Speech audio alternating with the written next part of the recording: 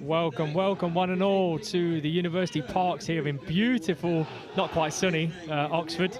I am Marcus Boswell, joined here by my very special guest, Nolan Whitcomb. So we're going to be taking you through the next couple of hours worth of American football action. We've just had both teams introduced to the field. Both teams looking quite healthy, some decent numbers, which is great. And certainly in terms of spectator size, we have almost full stands over there, Nolan. What are you expecting from today? How are you feeling?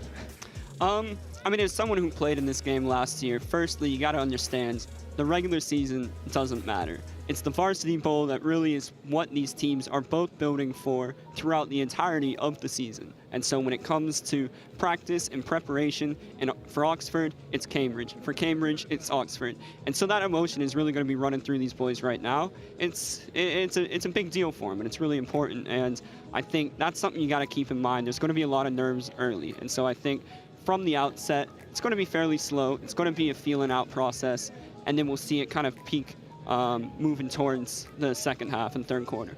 And certainly we're hoping that the rain stays away to assist with that process, right? This is the 16th varsity. What does it mean to the guys in terms of that history? It's maybe not quite as lengthy as other sports between the two universities, but a rivalry in and of its own making, and certainly has some way to go for the event that's put on here today is something that hasn't really been seen before. The live stream, the crowd, we're going to have entertainment at half time, all that kind of thing. How does that make the guys feel, and potentially some students that might be looking to come here in future years, what can they kind of look forward to?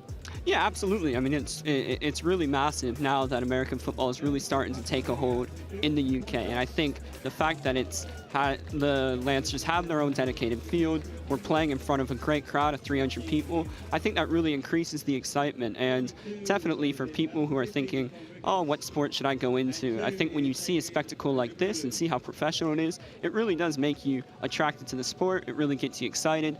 And I think for the players on the day, it also really adds to kind of their excitement and the energy that's going to be felt from the first whistle.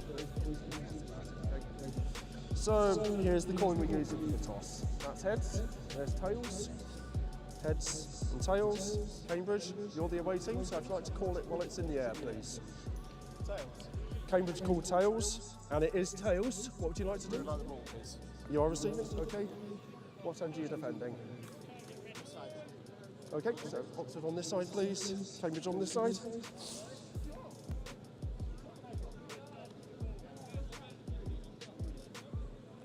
Cambridge won the toss and have elected to receive. Okay, gentlemen, shake hands and good luck. So there we have it. The first battle of the day is out of the way, the coin toss. What would the guys be now? Both teams are now going to huddle together. What are they going to be saying to each other at this point? At this point, you're not making any sort of adjustments. You know, the game planning has happened, the preparation has happened, what you're really trying to execute on, you've already put that in place. I think now it's just focus and make sure you execute. That's going to be what's being preached on both sidelines. Execution, execution, execution. That's all that really matters, and you really just have to have faith that your preparation will carry you through. That's something that's extremely important, and I think both teams will be really confident that they've put in the work and are ready to go for this big game. Here we go. As the guys get ready now for the kickoff, we are here on the Cambridge sideline, so we'll get a real up close and personal feel as to how they're feeling throughout the game. We have spectators joining us to the left, to the right. Very exciting. That's part of possibly the appeal here of University Parks. It's an open area. Members of the public that might not even know about this sport, right? And they're going to come across and see this spectacle. A nice day for it. Here we go.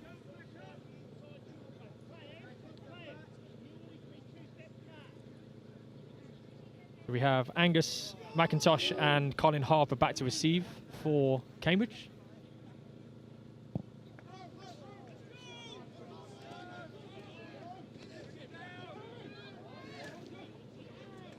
It's a tidy return and also some solid tackles there, got to the 29-yard line. So here we go, offense out on the field. First for Cambridge, defense for Oxford.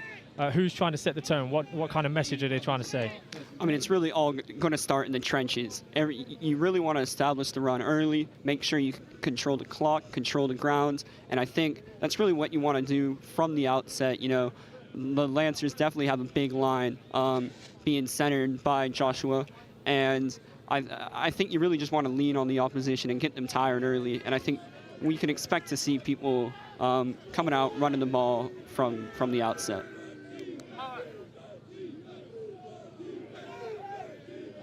So 3 receivers for Cambridge. They're going to the air first, and it is caught by number 89. That's Dorian Cuttom.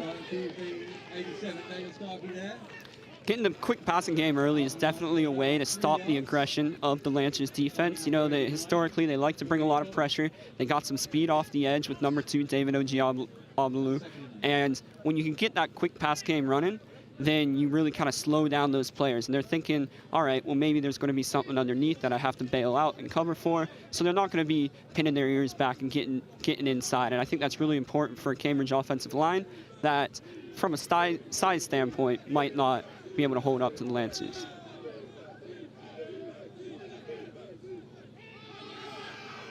There is a run, a handoff to, I believe, number 25. Possibly not 25, perhaps Marius Brockhoff.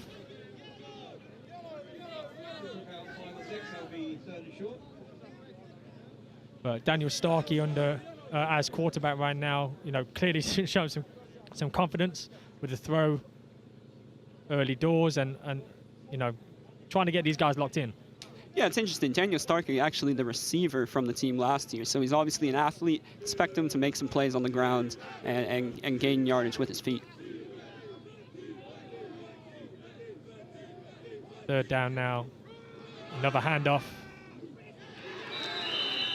Forgive me, it's number 29. So Gabriel Aston with 2 carries there was stopped shy of the first down.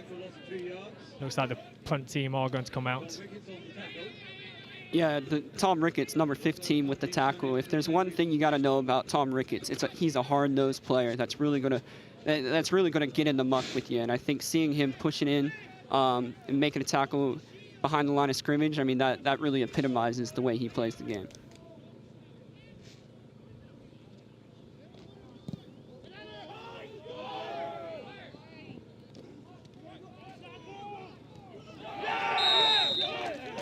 Ari Shah there with the return.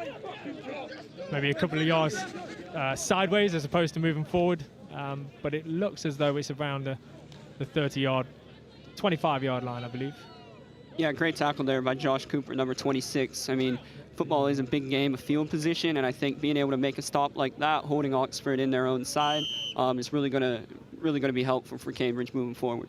So here we go. First time to see this Oxford offense. What is it now they're going to try to establish? Straight away, Daniel Starkey took to the air. It was only a couple of yards, but it already showed what they're about. They're going to mix it up. What are we expecting here?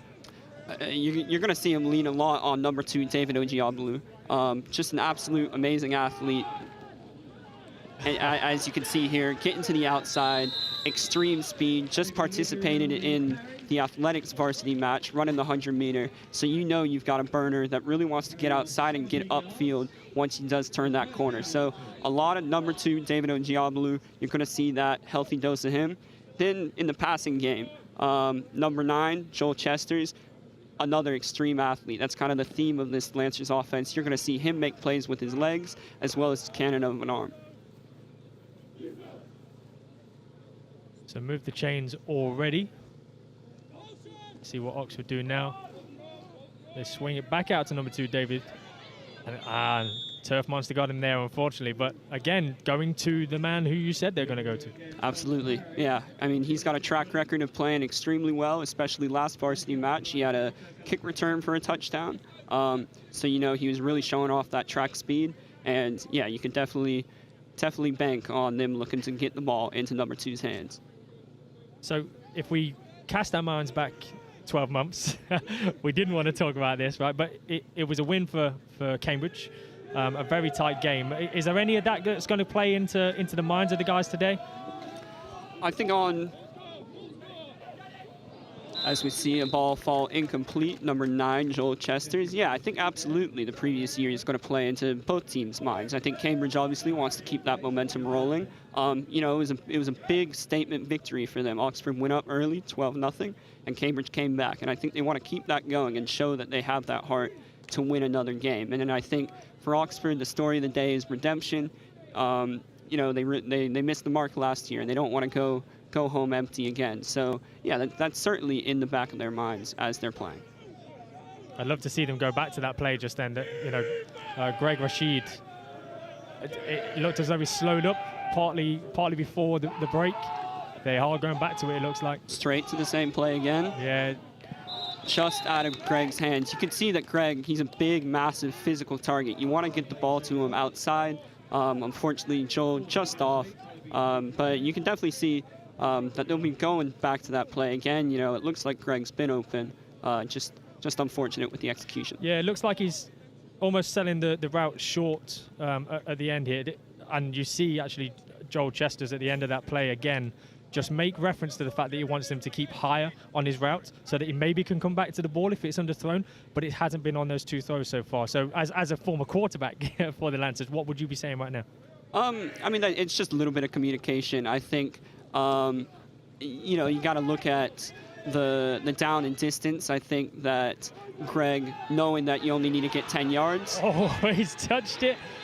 That's very unfortunate there, an unfortunate bounce. And we've got Ayo Adigunwa has actually down the ball there. You know, momentum swings like this so early in the game. Who would have thought that? These are the kind of plays that do really hurt, because those are the free ones where it's just kind of a mental lapse that leads to that sort of change of possession. But I'll tell you one thing, number 7, Ayo, he's an absolute stud on the special teams. Last year, special teams player of the year for the Lancers. He makes plays. So if there's someone that has a nose for the ball, it's certainly number 7. And that was a great heads-up play by him.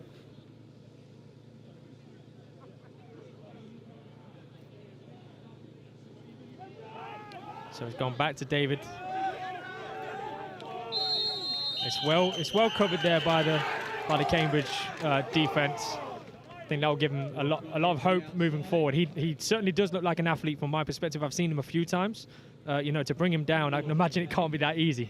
Absolutely. You can really see the raw strength and power of number 98, Charlemagne Cantalina, taking down a guy like David just on his own. Great play, great job penetrating. And really the key to shutting David down is getting him early, because once he gets up to speed and you get that 100-meter track speed out in the open, you're not bringing it down. But if you can get him early before he gets his legs underneath him, you can slow him down. All the way here on the left hash mark. They have rolled out to the wide side of the field. Joel's using his legs, his speed. And that's in for the touchdown. Great play there. I mean, obviously, Joel Chesters, as we kind of highlighted earlier, he's got speed. And when he gets to the outside, like David, he's tough to bring down. That was a great designs play. They ran it to the left previously, boot back out to the right, and you got an open runway for Joel Chesters.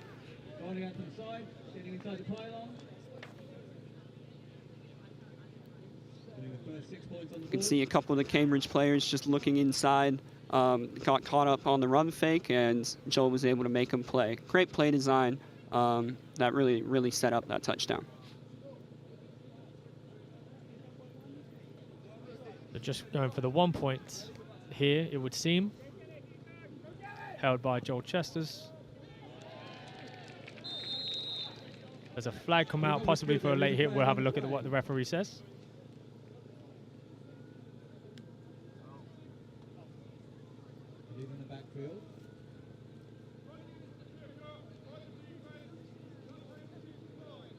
So that is a roughing the kicker penalty. Yeah, so running into the kicker there. Possibly those pre-game nerves that you were talking about, or over-eagerness. Yeah, I mean, you always want to set the tone. You want to come out, hit the opposition, make sure they feel you. And so that's probably just something, you know, you're a bit overexcited. You're really trying to make your print on the game. I think we can also link that back to the muffed punt. You know, everyone wants to make a play, and I think it's important to just stick with your guns and stick with what's worked previously, and not treat this game any other than your previous ones. And how hard is that to do? Because as you said, you know, we're talking about a 16-year staple in the calendar, and certainly the minds of all the players. They've had a relatively long books into university season.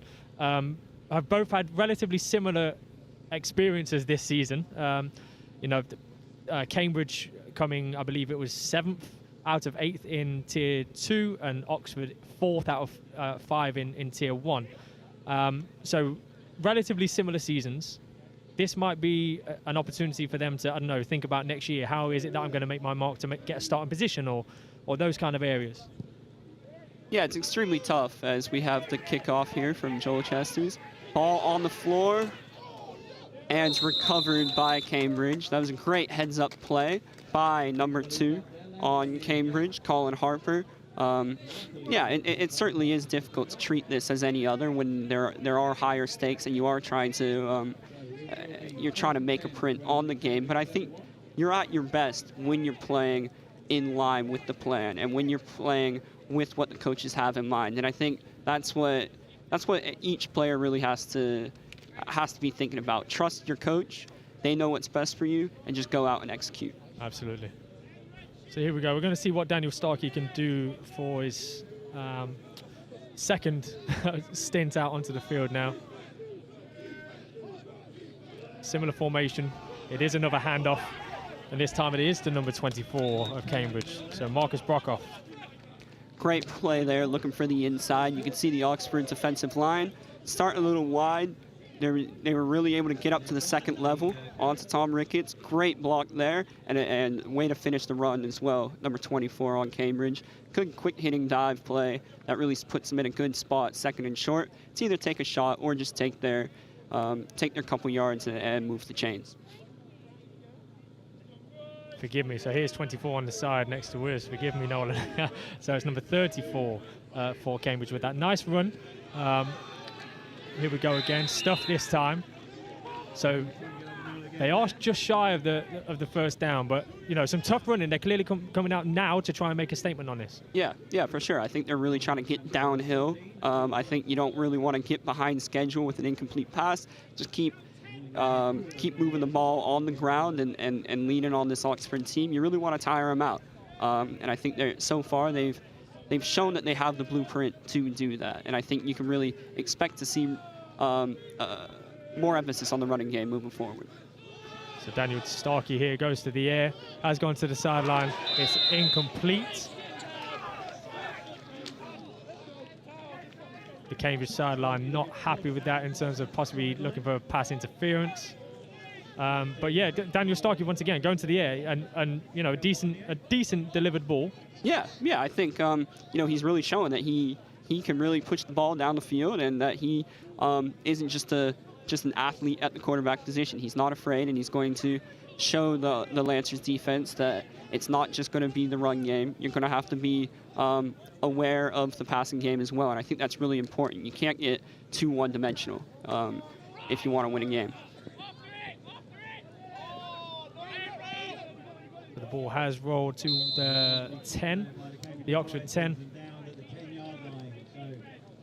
So may as well take this opportunity to, again, give thanks in many ways to just how beautiful of a field we're actually playing on. But right now, this is not something that the Lancers are accustomed to, right? My knowledge of the Lancers was year after year would be hopping from new home field to new home field. And, you know, how thankful are you and as an alumnus, the current team and maybe future prospects of this kind of field, right? This is amazing. It truly is incredible. We really got to give thanks to Ryan Millsap. I mean, here we are on this beautiful RC Millsap pitch. He's been able to provide the funding required to have such a beautiful pitch like this, and it really helps the team moving forward in terms of attracting new talent and putting on a great show like we have today. So I know he has visions of grandeur for moving forward also, so you know, this isn't the last we will see the benefit for the team and for each individual player that wants to play this sport at this, you know, brilliant university. They are going to get one of the best experiences that anyone could have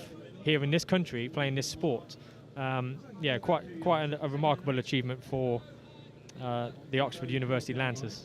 For sure. It's really fun to look back, even me who started playing 3 years ago, at what we were playing on, these hard plastic pitches, a couple hours outside of Oxford, to this beautiful pitch here, just right within walk of the center of the city. It really is amazing. As we look now, Joel Chesters will go to the air. A fizz of a pass, not quite on the same wavelength at the minute with Greg Rashid, but clearly is favouring him as a target. So again, you know, putting your quarterback hat on, what is it you're saying to get this going? Because there is something there, and it's just not clicking at the minute. Yeah, I mean, there's going to be a little bit of a timing issue with when he's coming out of the break, but I think mainly Joel might be feeling some nerves and missing on some passes that are more routine and you'd expect him to hit. So I think he just needs to take a little bit of time to get into the flow of the game, and I think once that happens, he can really show off that elite arm talent that we know he has. And certainly the use of his legs as well, as we've seen. So that looked like a hard count there. The flags have come out. So Joel can try and go take that first down if he can get it.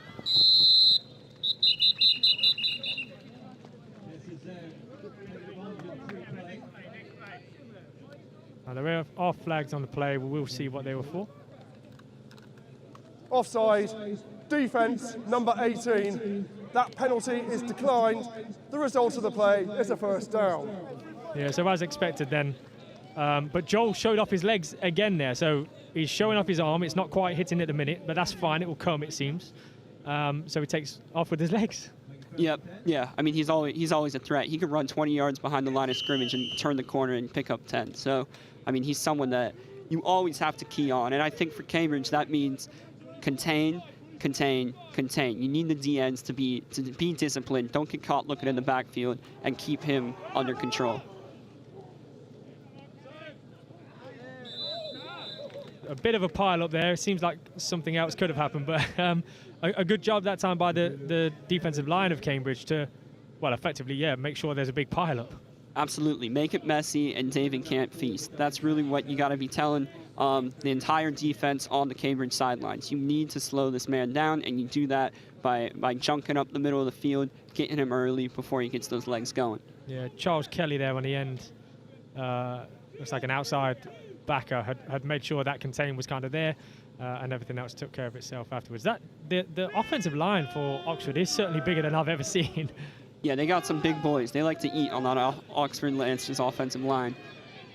As here you can see David breaking away to the outside, showing off that speed. Great outside zone blocking there by the Lancers. Good pursuit as well as Cambridge, but they just slowed up, and I believe David got the first down there. Certainly looked like that from our vantage point. Yeah, as soon as he's gone, if the first man can't deal with him, that's it. He's taking off, right? That speed is certainly a weapon. And I think now on the Cambridge sidelines, this is when you start thinking about, okay, what adjustments can be made? This is when the chess match really begins. You see that Oxford's favoring the outside run. That's how they picked up all their yards up to this point. So what are we going to do to stop them? Maybe get some bigger guys in the nickel. Maybe move your DNs to the outside. You need to do something to really contain this outside run that's been feasting so far. So trips to the left for Oxford. It is handed off and stuffed immediately there. So the ball handed off that time to Sean Ojijemi, but couldn't quite get the same gaps as David has been getting so far. But you know, Oxford, that will give Oxford a bit of comfort in the fact that I think they were on their 9-yard line, and they've progressed forward. But actually, again, Cambridge coming out and stopping the momentum. They're going to hope for that momentum swing for sure now. Yeah, number 98, Charlemagne Cantalina, is really making his mark on this game. He's been unblockable up the middle. That's his third tackle for the loss throughout this game, and you can really see that he's going to be extremely important for Cambridge if they want to slow down this Oxford Lancers offense. So it's rolling. Colin Harper telling his teammates to get away. Not going to try that one. So a solid punt there. Certainly with the look of the bounce. Perhaps that may not have happened on pitches of old. Absolutely, yeah. With this beautifully, freshly mowed field, you're going to get some really nice rolls. So you can definitely know that the punters are extremely happy to be out here today. Yeah, the efforts that the University of Oxford staff have put into this project also. This is a pristine field.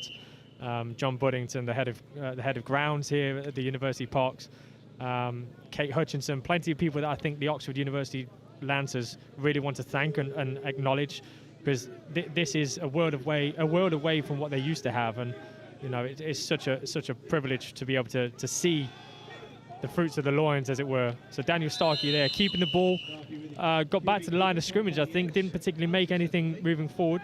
Yep, absolutely. Trying to use those legs that we know he has. He is an athlete, and so that direct quarterback sweep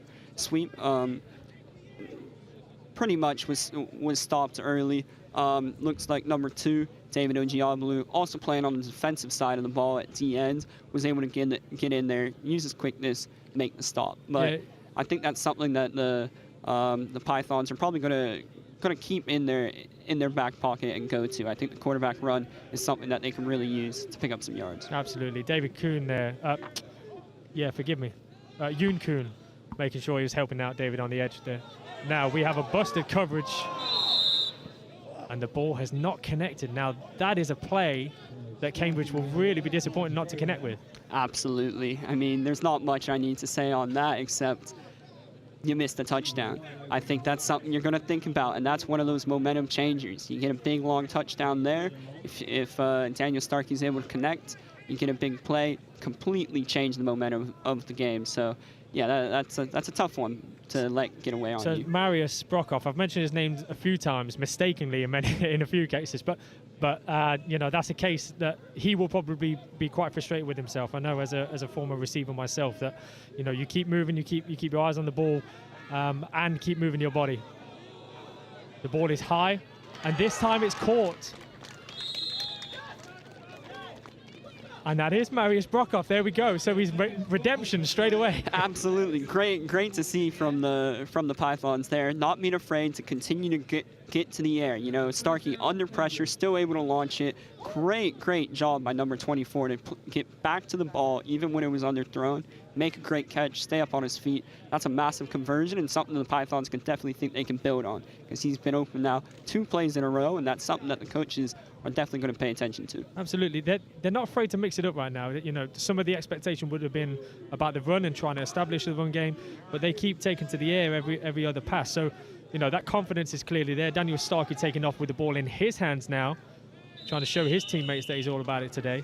And he makes 4 yards or so. So, yeah, Cambridge have got that momentum right now. Absolutely, yeah. That's some great, hard-nosed, tough running by number 87. He was brought down by 21, Miles Keat. I mean, that's something that's always going to be there. I think a lot of the Lancers' strength in their defense is kind of on the outside, and so when you keep it up the middle, lean on your big fellas, you can expect good things to happen. So the Pythons definitely going to keep going to Starkey, I'd imagine.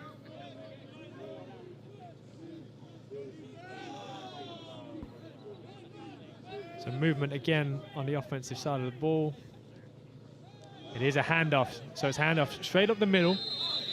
I think possibly half a yard worth of gain, but number 34, Jen Jongs, forgive me. So he's had the ball a couple of times now. They're clearly liking this mix-up game. It's going to work. That's the end of the first quarter. Forgive me, Nolan. Yeah, I mean, it's hard sledding, but even those 1 yard, 2 yard gains, they really open up things moving forward. Right now, the Lancers can't key on a single thing, and I think that's really important. There's nothing that Cambridge is just focusing on. There's nothing that you can really predict is going to happen. And so if you're keeping the Lancers defense guessing, that means they can't use their athleticism to get up and attack the ball. They got to think, okay, is it going to the air, keep it on the ground, inside, outside? So, credit to the Pythons offensive coordinator. I think he's calling a really great game so far, and you can really see that come through with the momentum that the Pythons are picking up. So there we are at the end of the first quarter, 7-0. Says it all really in terms of, there's no one particularly trying to take hold of this game. Joel Chester's with the only touchdown. will both sides be feeling? Like, you know, can't quite get a handle on how they'll both be feeling. Cambridge starting, finishing the better of the first quarter. I think that's kind of what matters, finishing strong. I think that the Pythons are really going to be comfortable with where they're at. The score, you know, might not necessarily be going their way, but remember that those 7 points were off the back of a muffed punt that set the Lancers up within the 10-yard line. So when you think of long, sustained drives, the Lancers haven't proven that they've been able to do that, and Cambridge have shown that they've been able to stop the Lancers' attack. So I think both teams are still confident moving forward. It's still early. You know, they're both still trusting the game plan. But I think the Pythons have really come out here and shown that they're going to play their game and that their game plan is actually something that has been showing success. So at the moment, just waiting for the chains to be set up, and it looks like they're good to go. So we're third down now, third and about 6 for the Pythons. Daniel Starkey with an immediate handoff, and he breaks the first tackle, and he keeps going. My goodness. So Angus McIntosh there with the handoff, a big boy. You know, we've seen him back for some kick returns also. That's a way to carry your teammates with a bit of momentum there. So yeah, nice play. My goodness, go back to him. That was nice. For sure. And credit to the Pythons line coming in, pushing the pile. That's something that's really an underrated aspect of the game. But with those two big boys pushing number 1 McIntosh, they were able to get the first. And yeah, it's the Pythons really are setting the tone with their physicality early. So we're going to 3 wide on the right-hand side now. Starkey looking to the single side. Number 71 for Oxford with a beautiful play, it looked like. So Harun Shikon right at the point of releasing that ball. Yeah, that's really good stuff by number 71, coming off the edge, getting underneath the offensive tackle, getting a good hit on Starkey so he couldn't launch it deep. I think given what the Pythons have been able to do in the passing game, it's really going to come down to the Lancers pass rush, getting there to kind of mix up Starkey's progressions.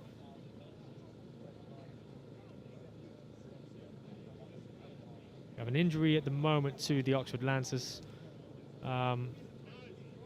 So we'll probably take a moment again, maybe to just reflect on where the Oxford University Lancers are at, and that support from Ryan Millsap in particular. You know, not least of all this pitch and the investment and what he's been able to provide, but actually a scholarship program as well. You know, tell me about that. It's an extremely exciting opportunity that Ryan Millsap and the Lancers have really come together to provide to some individuals from the University of Georgia in the U.S. University of Georgia, obviously, winning the national championship a few times in the past couple years. So it's a good program, and the Lancers and Ryan Millsap have come together to provide a scholarship to 2 individuals who will be able to study and play with the Lancers here in Oxford. Yeah, so massive thanks go to the Vintage Club, who have helped to make that happen. You know, bringing sport to prominence over many years. Don't get me wrong, but that relationship now can only better. Oh, great open field tackle there by number 17 for University of Oxford. So Yoon Kwan again made a couple of plays now. But yeah, absolutely, the efforts that are going on behind the scenes for this sport at the university, you know, it can't be spoken highly enough about. Yeah, and I think like a big factor of getting these things in place is really just legitimizing American football in the UK and at Oxford, and having a field and having these scholarships. That's just pushing it forward and bringing more eyes to the game.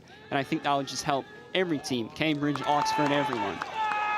Lovely play. And it's finally taken down. So that's Colin Harper. Now these 2 big receivers, no, they've had the ball in their hands a couple of times now, and they're showing that it's hard to bring them down. Colin Harper and Angus McIntosh. So Daniel Starkey trusting his big athletic guys. They got some momentum right now. For sure. You can see that, you know, he stood in there under pressure from number 2, David, delivered a strike I mean, that's just great quarterback play. Moving up in the pocket, finding his man open under the middle. The linebackers were caught sleeping. Big game, weren't able to bring him down. That's something that they can really build on moving forward. There's a handoff back to McIntosh. He tries to fall forward, which is certainly what he's done a couple of times now already. So, you know, right now for Cambridge, it's all about maximizing this opportunity. They've driven down the field quite nicely.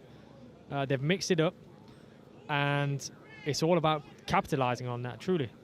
Yeah, inside the red zone, this is where you need points. And really, a field goal isn't good enough with how kind of tough it has been to move the ball. I think you really need to take advantage of your field position, and when you're inside, you need a score. And it gets tough once you're down here, but points here are essential.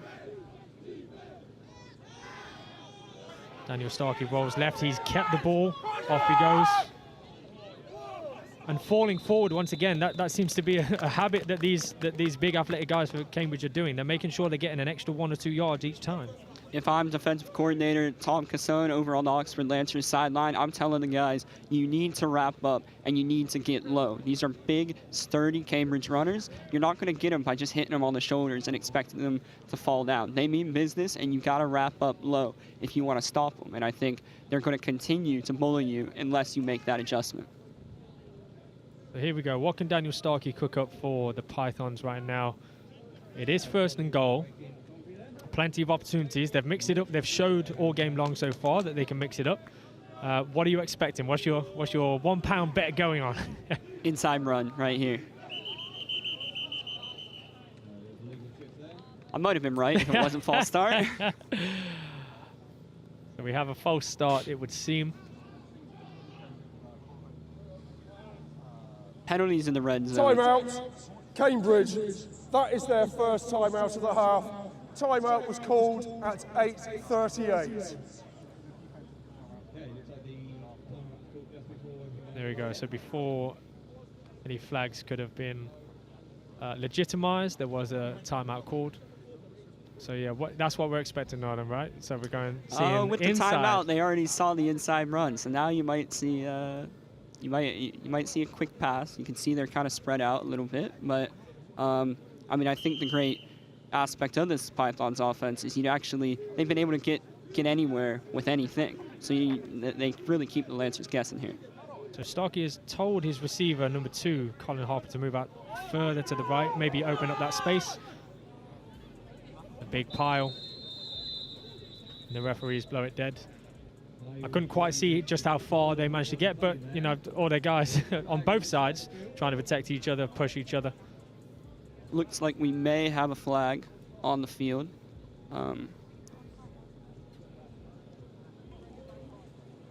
Prior to the snap, full start, offense, number 2. That is a 5-yard penalty. Replay the down. So for the first time this quarter, Cambridge don't have the momentum shift on that. So, you know, you don't want to make a habit of that. It's not the worst thing in the world. They're still very, very much in the red zone. Certainly. I mean, penalties are the real drive killer. When you're right on their goal line, that's not something you want to give away. But I think Cambridge could still have confidence in their offense and moving the ball the around 10 yards they need to score here. So Daniel Starkey will take to the air.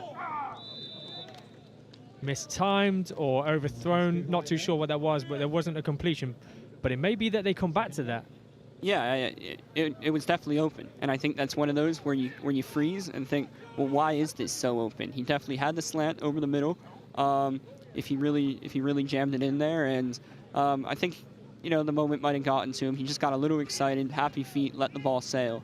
But I think that's definitely something. The slant's been open a few times now. It seems like the Lancers linebackers are playing real tight to the line, which opens up that little area in front of the free safety. You can definitely expect them to go back to that.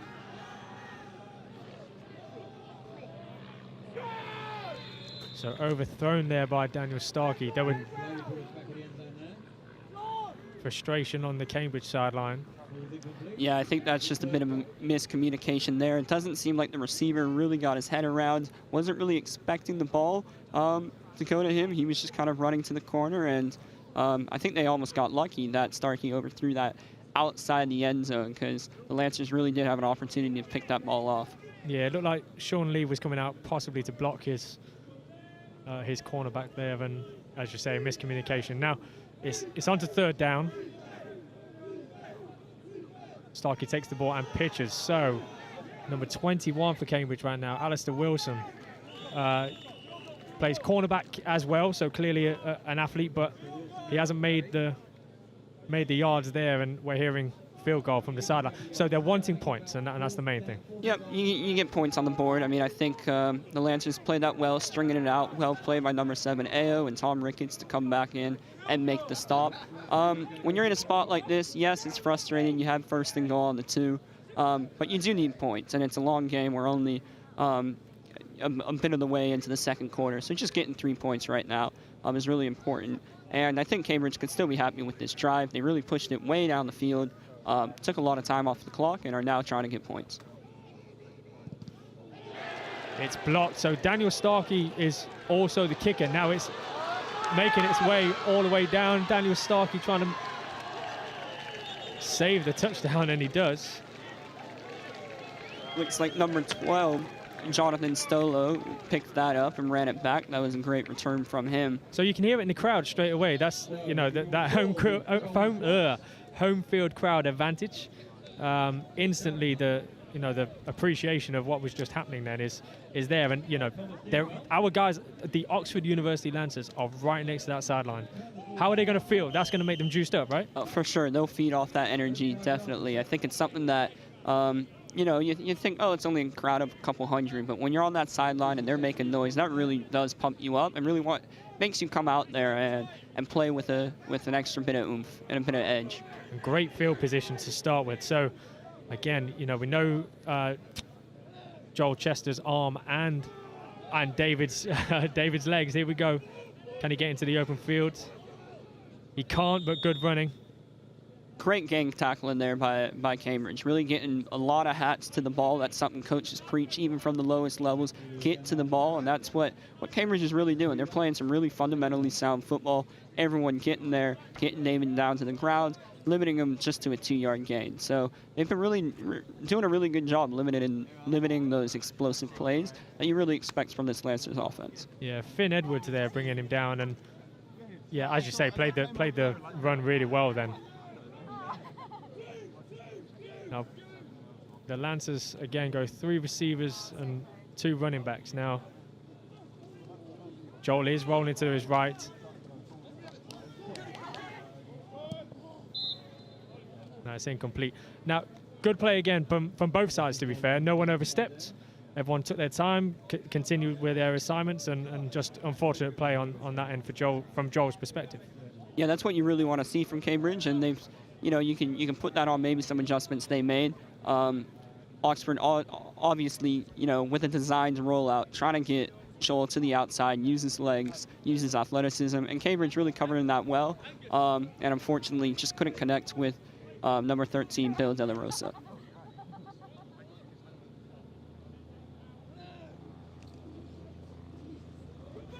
Again, Joel rolls to his right.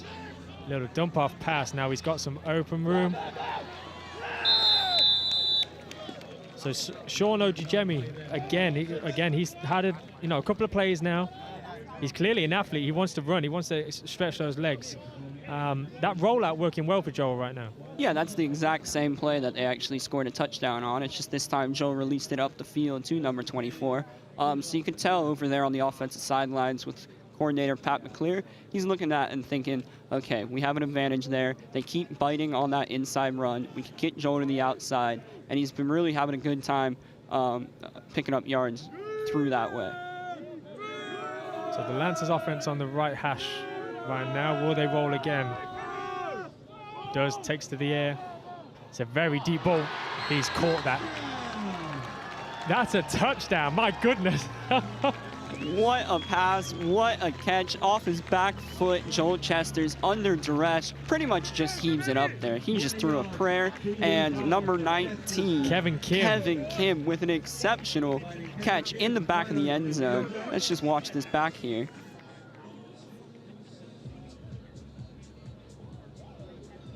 So the offensive line doing a great job of giving Joel the time to move, and it's an athletic play. It's a very athletic play. You really can't put the ball in a better spot. That's actually really good coverage by the Cambridge DB. I don't think we should be faulting him for that. The ball was just put in only a spot the receiver could pick it up from, and just off the back foot. That's really, I mean, Joe Chester's, he's got all the arm talent in the world. You can see rolling to There is no the foul wrong. on the play. You can see rolling to the wrong side, to his left side as a right-hand quarterback, off his back foot, and still throws a dime. That's spectacular. So up it goes, and that's Greg Rashid adding some points to the board. I was conscious of the sand pit in the background there, Nolan. We know that the pitch is. This is the first, proper fixture that has taken place on this pitch, and there's still some work to do, and that's what that sand pit is there for, just to assure everyone that it's not also a holiday park. Yeah, there's been, it took some time getting this to where it was.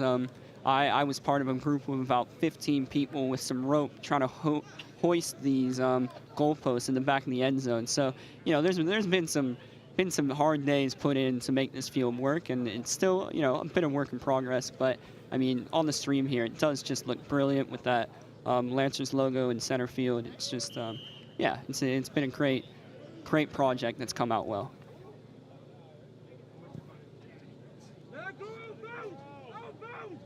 So the ball looks like it's out of bounds, straight from the kick.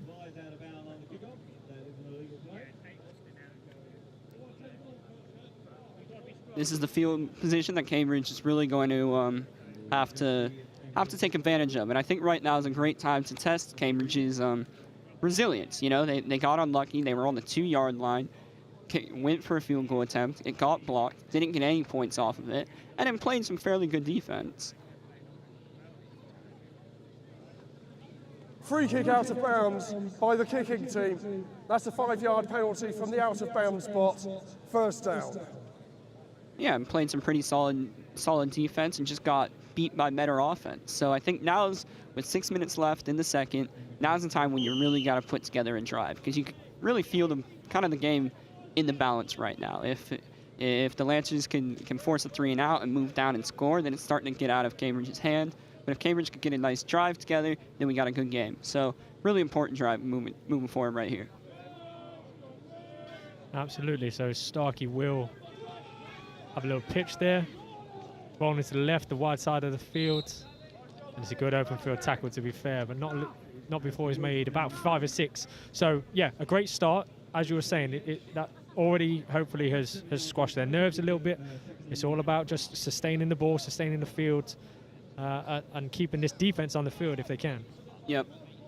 Yeah, and I just want to shout out number 52 there on Cambridge, Austin Steele, the big fella with a great block, springing the running back. When you see these good runs, it's not always just the running back making a great play. It's the big fellas up front. That was a great block there by Austin Steele to make that gain happen.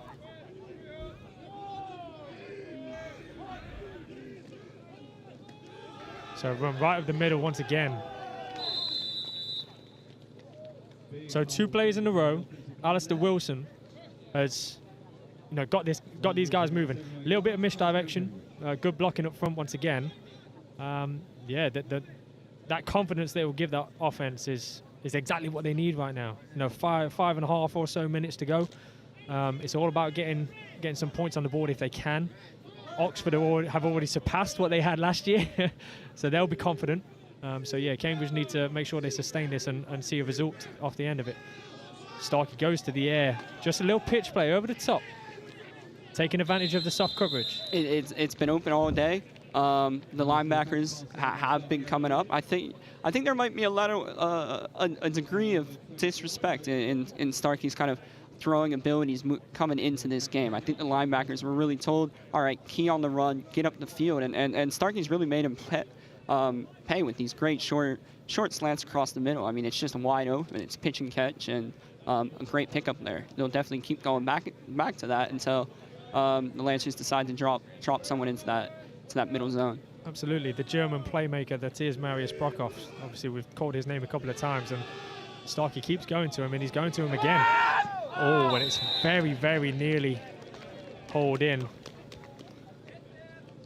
But yeah, confidence. Yeah, that was a great throw. Just unfortunate with the result. That's football, that happens. I think, he's starting to get a bit more time in the pocket, and maybe that's the Oxford defense now thinking, the run's been working, that we got to step up and run defense, which slows down the pass rush, but the offensive line as well has been really holding up well to let him sit back there and make these good throws. So Marius moves across. It's a little pitch play. So obviously passing the ball forward there to make sure that if it is mishandled, it doesn't go down as a fumble. But well stuffed by the big line of the University of Oxford Lancers. Yeah, there's some big fellows over there, but despite their size, they're also quite quick, and you can really see number 77 using that quickness, breaking off the block of number 72, getting up the field and making it stop. And that was a really good tackle, and like on the Lancers side as well, getting to the running back early before they can get their feet moving is really important. So great play there by number 77.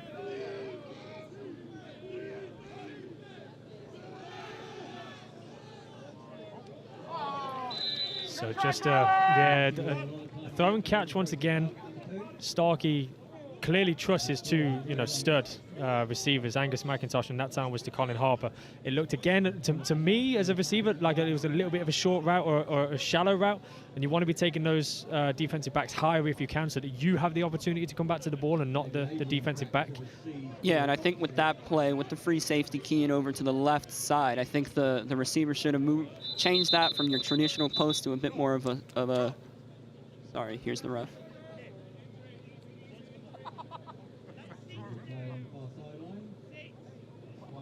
We have a python down here on this near sideline to ourselves, just off screen right now.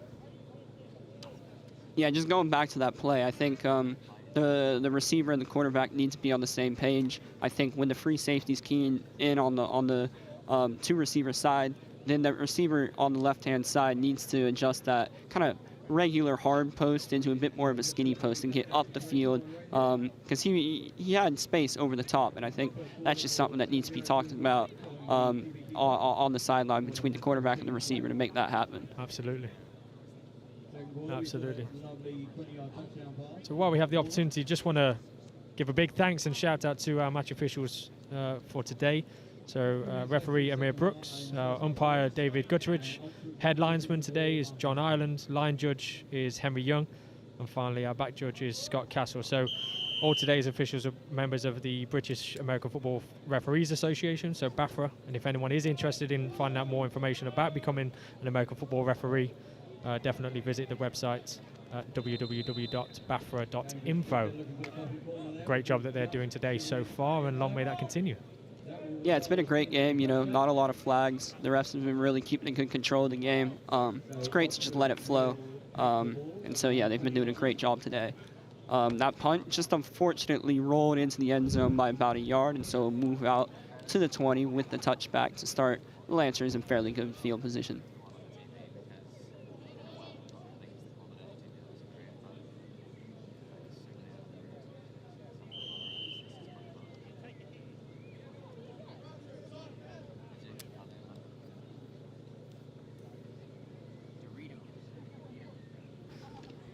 So change of possession again.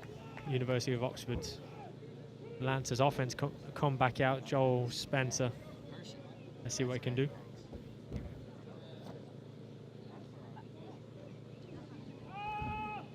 Rolling out to his left side, Joel unleashes that big arm, and he finds number 14, Ari Shaw, who will make it all the way into the end zone for a touchdown, Oxford Lancers. There you go, Joel Chesters. What a throw, what a catch by Ari. That's a beautiful play, beautiful connection. Those rollouts really are hurting the Panthers defense. They can't deal with it at the minute, and credit definitely to the offensive line, the likes of Stuart Humble and the guys up front making that time happen. And that's speed for you. Amir Brooks coming out and making sure that speed is put to good use. Yep. I mean, speed kills. That's the name of the game. Number 14, getting behind the coverage and showing with a picture-perfect throw. You just give him a little space, and he can really, really show off that cannon, and it's obviously just going to result in 6 points. Ari Shah, forgive me, mixing up my names. Now that is exactly how you turn the tide of a varsity game. You know, that all that momentum that Cambridge could have had or would have had going into the half is dissipated right now. They need a big play off this kickoff. What can they get? Let's get some playmakers making some plays. Yeah, for sure. Cambridge really needs to make a big play. You know, they've shown they can kind of move the ball methodically, but now you're down 3 scores, and there's only 3 minutes left in this half. Your offense is going to change up a little bit on this ensuing drive. You're going to have to move to the air. You're going to have to get the ball outside and try and pick up some chunk plays. So hopefully the Cambridge line holds up and Starkey can actually connect on a couple of those passes that have been really, really close. But if they do hit, it could result in a big play.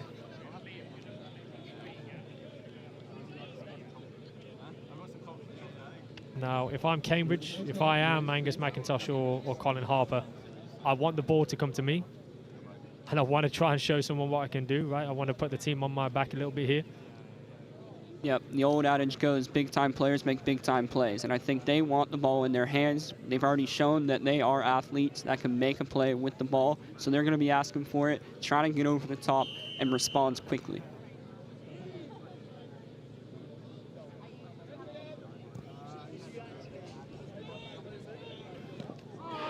It's a big bounce off the chest of Angus. Colin Harper. It's a big bounce trying to catch the ball with his chest as opposed to his hands there. And, you know, again, possibly, is that those pre-game nerves we were talking about before, still rolling in now, trying to do maybe too much? Yeah, I think now you're starting to look up at the scoreboard and think, well, I need to make a big return. And that's exactly what we were just talking about. You know, you got to make a big play to bring this game back. But, you know, he got caught trying to do a little bit too much, you know, letting that ball hit his chest plate, bounces out, great recovery by the Lancers. That's one of those where you got to use your hands, and yeah, that's the unfortunate result. I think Lancers got very lucky with it bouncing straight into David's hands, but yeah, that's just how the way the ball bounces sometimes. So what is it that you're trying to do now? Now, there's a couple of minutes still in the half. Are you trying to take advantage of that with a big play right now, or are you trying to, let's say, matriculate the ball up the field? I've heard that one before by a famous coach, right? Yeah, I mean, there's 3 minutes left. I don't think at this point you really change your offense and move to kind of any hurry-up offense. I think given where the ball is, the clock isn't an issue, and they can just do what they want. That is the 2-minute warning. Oxford have 3 timeouts remaining. Cambridge have 2 timeouts.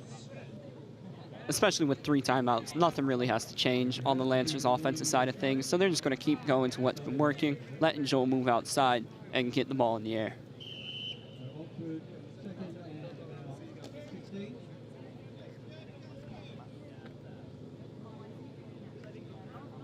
So the offense for the Lancers will be pushed back slightly there. It looks like second and about 15. They'll roll once again. And it goes back to the other side, to David, who makes a man tries to make a man miss, but good gang tackling there by the Cambridge Pythons. Yeah, that was great by Cambridge. That was a designed pass back. You know, they've been rolling out to the right side. You know, offensive coordinator Pat McClear has been setting this up. He wanted that pass back, and unfortunately just wasn't able to make it work. Beautiful tackling in the open field by Cambridge, stopping number 2, David, who was just trying to pick up some speed.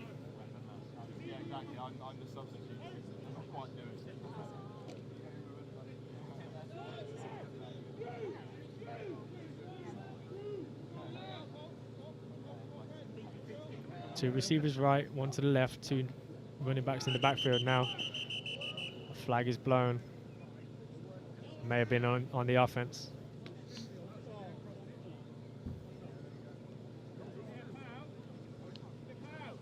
Prior to the snap, full start, offense number 68. That is a 5-yard penalty, still 3rd down. This is something you really don't want to be doing. for the Lancers. Obviously, when you have an opportunity like this gifted to you, getting up 28-0 is massive going into the half. But now being pushed back, it's going to give Cambridge possibly a chance to respond, or at least just hold it to 3 scores. So you don't want to be making these mental mistakes, even with the lead that they have. Absolutely. You know, that old notion of what have you done for me lately, right? You finish off with a nice play like this, like Joel's trying to have. It's a great open field tackle. What they want to do right now is keep momentum so that they have a positive mentality going into that halftime huddle. Yep. Yeah, I mean, it is such a mental game, and just keeping that momentum is really important. So that was a great gain there. Joel Chester's great reverse, getting to the outside. Massive tackle there by the Cambridge player, knocking him out of bounds.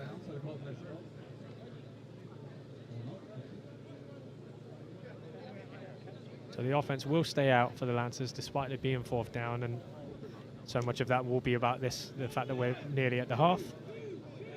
Yep, with 38 seconds left, expect to see some sort of shot downfield, looking for the end zone or picking up those 10 yards.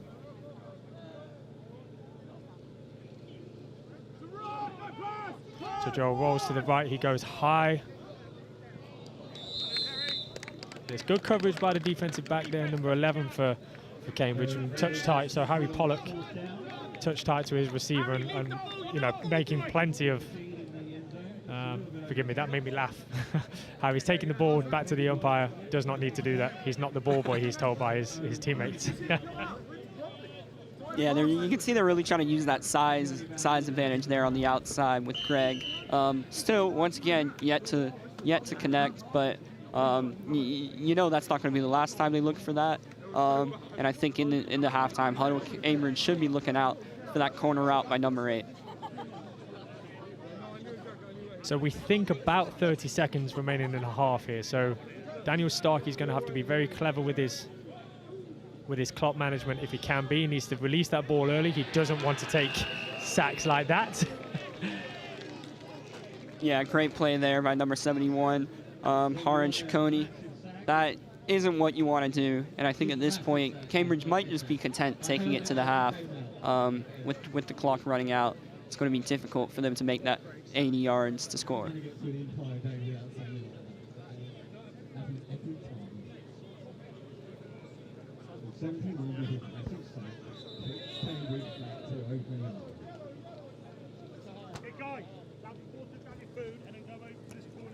That's the end of the first half. So there we go, a half of football that at the beginning was kind of, you know, trade-off in some good, some not so good, some great execution, some not great execution, and then big plays. Big plays being taken advantage of by the Lancers, and the Pythons had the opportunity to do the same thing and just didn't execute. Yeah, I think just failing to convert on in a couple situations. I mean, it's a game of inches, and one thing goes one way for the Lancers, it doesn't for Cambridge, and I think that's where we wind up and how we get to this score of 21-0. But there definitely is a lot to build on for Cambridge, because like I said, I think there's just a few breaks going the Lancers' way which have gotten us to this score. So I think Cambridge shouldn't be down on themselves, and they definitely have a chance to come out and set the tone early in the second half. As we see the touchdown here that started it off for Joel Chester's, as you say, that was certainly the first time that I started to notice. Joel keeps rolling out to the right. He keeps rolling out to the right, and it's clearly working for them. He got his reward just there. Now shifted the pocket to the left, and a high ball thrown right to that pylon, and it was such a great grab there by Kevin Kim, who was clearly excited with it. Yeah, look at that celebration. Yeah, quite the celebration, and that was a celebration-worthy touchdown there. And here we see Joel once again, just a flick of the wrist sends the ball 40 yards down the field right into the breadbasket of Ari Shaw, who takes it straight into the end zone. Just a beautiful play there. And there we go, moments in time, you know, a couple of chunk plays, and Cambridge just in front of us twice, I think it was, had the opportunity to do a very similar thing and weren't able to take advantage of that.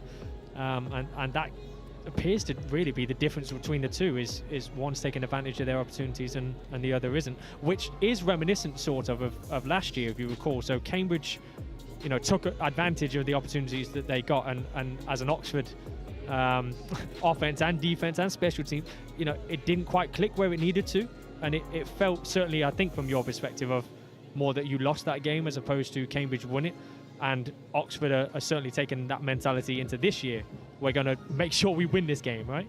Yeah, just being smart with the ball and limiting mistakes. I think looking back at the timeline of last season's game, I think it was mistakes by the Lancers, which then led to opportunities on the Python side, and they really executed and took advantage of those. I think one thing just to quickly mention, though, is the prior in the prior season's match, it really was a tale of two halves, with the Lancers up early, and then the Pythons came back and dominated for the second half. So I think that's definitely something that's going to be preached in the halftime huddle on the Python side.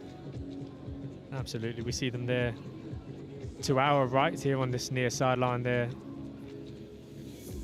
inside. They're having the conversations that they need to have. And obviously on the screen right now is your very own University of Oxford Lancers. Certainly the happier of the two sides. And we look over here to our left now, Nolan, and our halftime entertainment has arrived. So the Oxford University Sirens, the award-winning, championship-winning cheerleading club, are going to put on a halftime performance for us. Now, what is that relationship like in terms of from club to club? It's something that is hit and miss at other universities. Now, University of Oxford sports clubs, what's that interaction and the relationships like? Yeah, there's a great connection, I think, between the clubs. It's really something that's being preached amongst the different clubs, and I think it's really facilitated well by each club. There's a lot of interaction between the teams, socials, even a lot of people kind of supporting each other at games. I'm sure in that crowd of a few hundred over there, there's going to be plenty of other Oxford University athletes who are here to support their brothers in arms. And yeah, I think it's something great where you have a wider community of athletes that's not just contained to your singular team.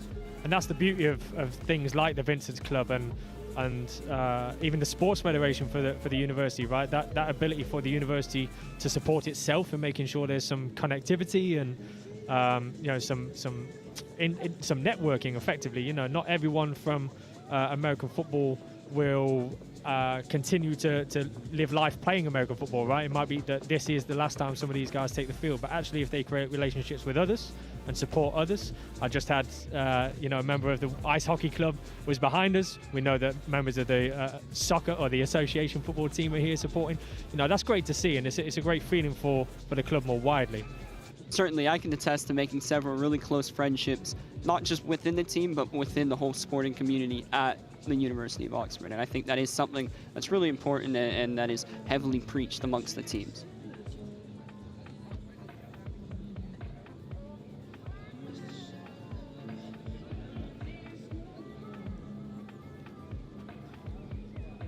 So Nolan and I will be with you in just a few short minutes, ready for the second half. As for now, we see the halftime taking care of itself.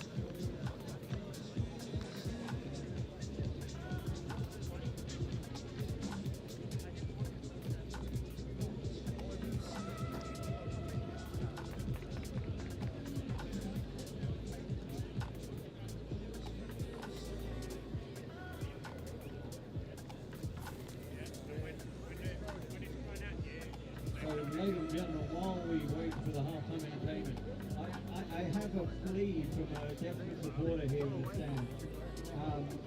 As you'll understand when you hear it, it is a very desperate plea. Does anybody have a corkscrew she can borrow?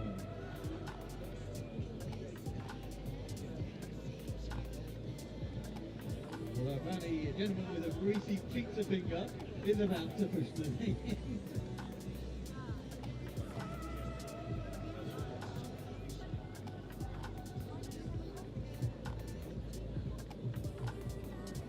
You do realise you have the whole stand now watching you.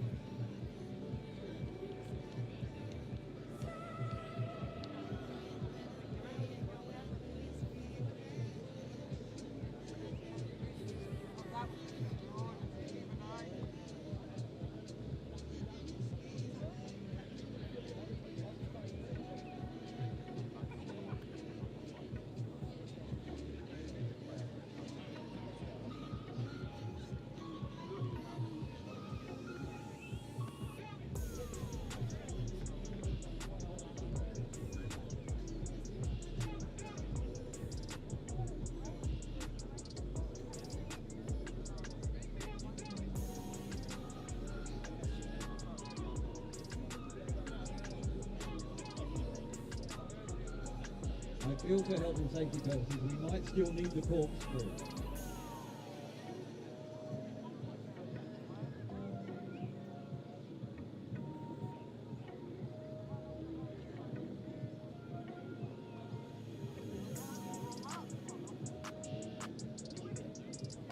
I would recommend the people on the live stream come over. It's great entertainment.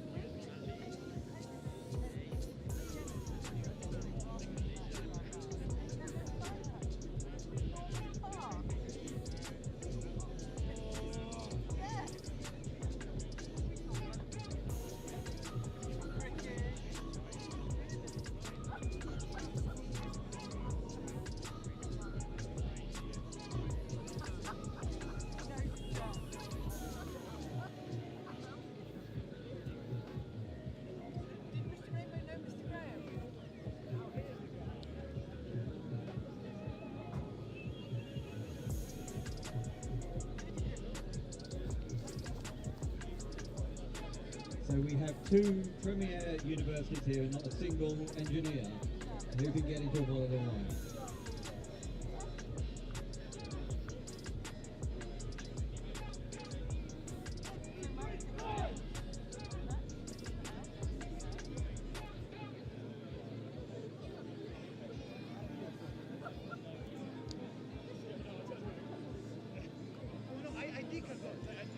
I turned around to her and was like, well, you're on the ground.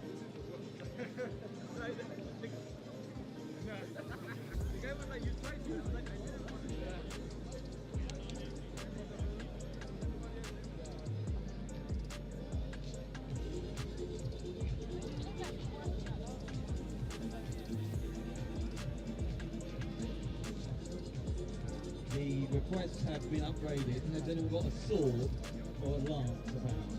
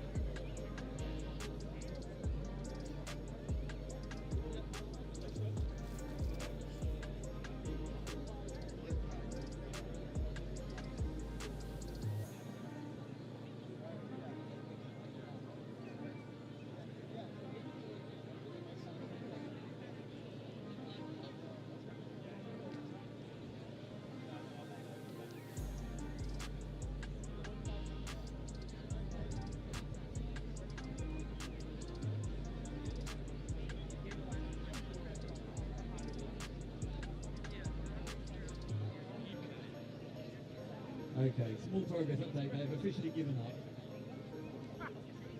Has anyone got a bottle of wine? We could have just asked that, couldn't we? There's certainly plenty of Stella up there. So.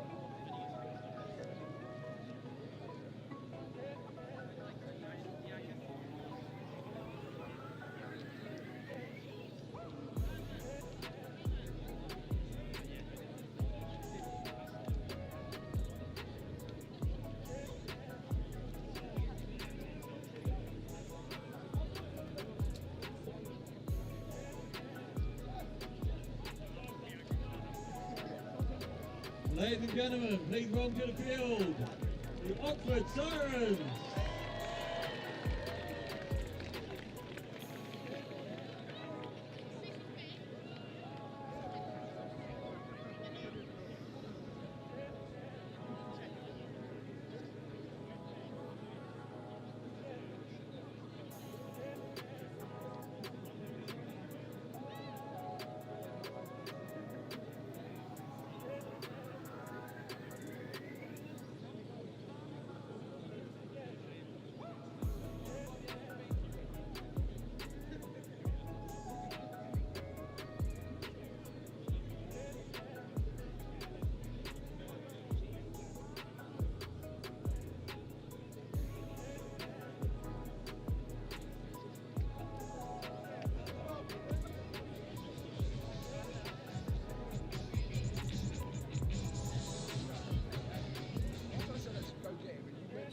They're into the wine.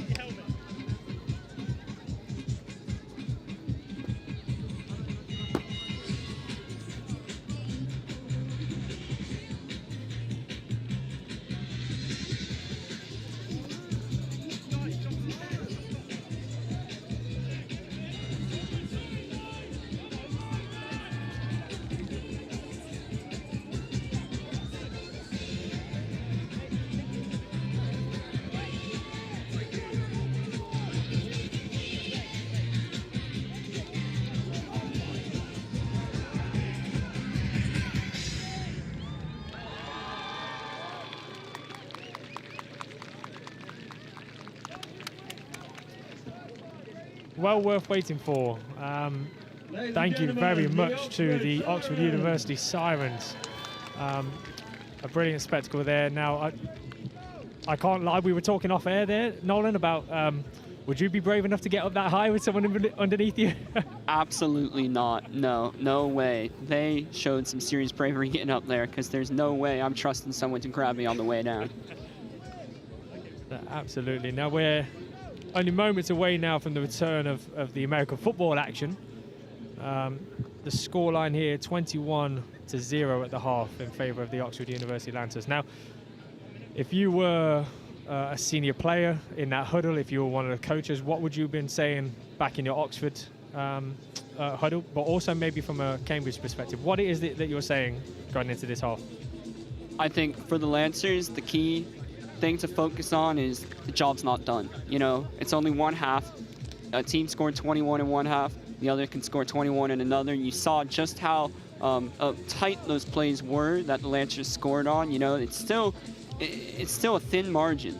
I wouldn't say the Lancers are clearly the better team in this. They just had the ball go their way. And so I think a couple of the younger guys could get carried away. You know, you look at the scoreboard and you think, wow, we're up 21-0. But the job's not done. You really got to focus, pull your head in, and just play like how you've played, not like you're up 3 scores. Absolutely. That's almost the beauty of the 4 quarters, right? That actually there's 4 mini games within this game, and if you treat it as 0-0, and certainly for those veteran guys, that's exactly what they will be doing, right, with their mentality. But yeah, as you say, those younger guys that maybe aren't used to this yet, or this is their first experience of such a spectacle in terms of a Blues Bowl against Cambridge, and that emotion and the rush of feeling they would have, and possibly, they got friends in the stands, and we look to our left and right, and actually there's probably another 100 or so people scattered around the pitch here.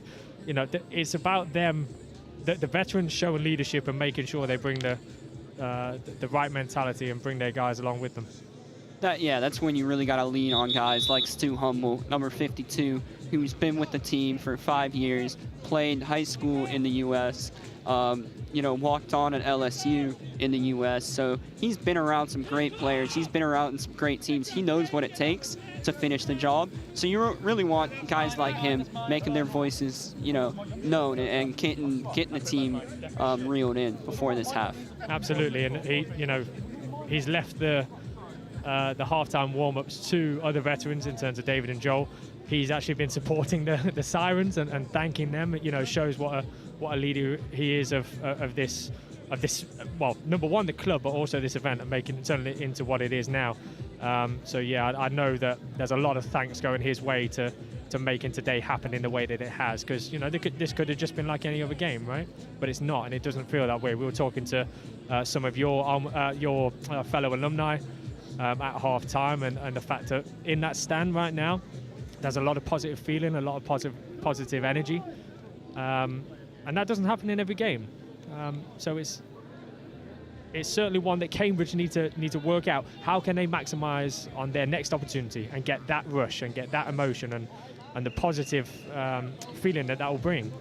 Yeah, I think first things first, you really got to limit the negative plays. I think when you look at, the game script, it's really been completely flipped on its head just from a couple fumbles. So first thing for Cambridge, get out there, limit negative plays, and then stick to the game plan. Like, it's been working outside of those couple negative plays. So I think, for Cambridge, don't panic. And the momentum will flip. This game ebbs and it flows. And so you need to just have faith in that, and have faith in the fact that you were playing well that first half. The score's not going your way, but you still are in this game. So you just focus on that. Trust your teammates, trust the game plan, and good things will fall. And once they do, then that's when you tap into that momentum. Absolutely. Now, as we see, Cambridge have been waiting for a short while now. They're clearly eager to go. We've got Marius Brockhoff ready for the kick. Let's see how this second half of the Blues Bowl goes.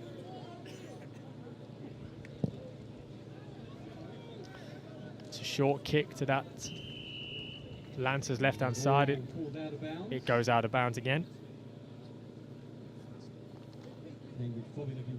I was talking to some passers-by just before the game had kicked off, and their assumption was that the kicking would be of an astronomical standard, given that you're in the UK and you're playing American football. I had to explain that it doesn't tend to be Free kick out of bounds by the kicking team. The ball will be placed on the 30-yard line, first down. It doesn't tend to be that soccer players can transition their foot and their ability to kick a ball into the American football.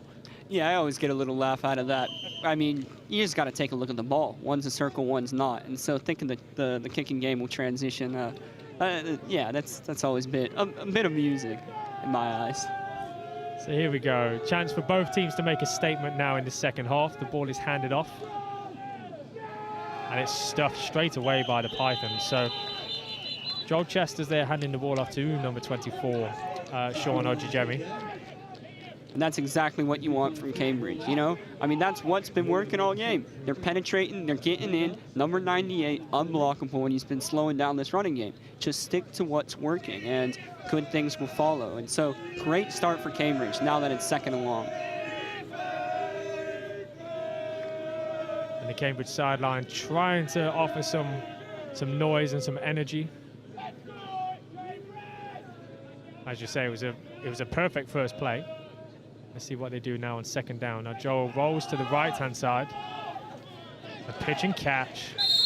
Now they've tried that a few times in the first half, and it wasn't able to quite connect with Greg Rashid. But that time it does. Quite a bit more open then. Yeah, I mean, that's putting that nickel backer, number 14, there in a really tough spot, because you give Joel all the time in the world, he'll look deep. You come up, and then he hits Greg underneath. So that's really tricky for the Cambridge Pythons to defend, and I think a certain adjustment needs to be made. You got to have someone in the shallow flat, as well as someone kind of in a bit more of a cloud coverage to cover that back corner. And we'll see if that change is made. Otherwise, Joel can just feast on the outside all game. So collected well, and it looks like a first down from where we're positioned. So again, David on his feet there. Joel has the ability to run it, and I suppose that's what you were talking about on the last play, to be fair, with the nickel, the uncertainty that the nickelback has, that actually Joel with his feet is just as dangerous with his arm. Yeah, it's just it's tough, and football is such a fast game. That moment of hesitation is all the difference between a touchdown and a stop. So, I mean, Joel's been really putting Cambridge in a tricky spot. So once again, the pocket shifts to the right. Joel rolls. It's unfortunate there. So Greg Rashid going for the one-hand catch, the spectacular, not quite coming off, but again, Joel rolling to his right, trying to launch the ball downfield. Yeah, and I think right there you saw Cambridge actually, making a difference by getting pressure off the edge without having to move that nickel defender up and making a stop. And I think that's the key. You got to get pressure with 4 men and get onto Joel even if he's rolling out, and then that creates an off-platform throw like we just saw. So the ball on second down in the last series went to David Ojibula. Let's see if it goes back to him again. It does. And that is how he uses his feet. Now he is gone. It's a big play for Ojibula. You can really see that speed coming through. Like I was saying earlier, once he gets those legs churning, it's really hard to stop. And when he gets to that second level, the defensive backs do not want to make that tackle. But also big credit there. Great lead block by number 24 of the Lancers. You know, you see Ari Shaw with the block there, springing David free. Just a great team effort. You know, you get David with his speed making that run happen, but it's also the big boys up front and the receivers and running backs blocking as well. So the spectators there with the facial expressions that show that maybe they haven't seen this game being played before and they see a big hit. And who knows, maybe there's a fan to this sport because of that.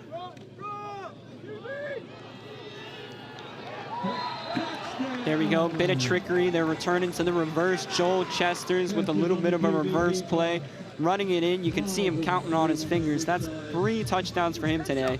Great play by him. Yeah, just exceptional work there by Joel Chesters. We see that the counterintuitive nature of what's going on there in the line is, you know, really, it's playing into the hands of the Lancers so much that even if the defensive line are managing to break through that big O-line, the ability of his feet for Joel to shift left or shift right and just move that pocket wherever it might be is creating havoc for them. Yeah, I don't envy what the Pythons defensive coordinator is really going through right now, because you can see, you know, David just broke a big run up the middle, so now they're trying to clog the middle, and then Joel can just take it inside or fake the inside handoff, take it to the outside and score. So, you know, when you got 2 playmakers like the Lancers do, it's impossible to put resources on both of them. You're just kind of choosing which one you focus on, and it is really difficult, especially with how talented both Joel Chesters and David Ojibulu are.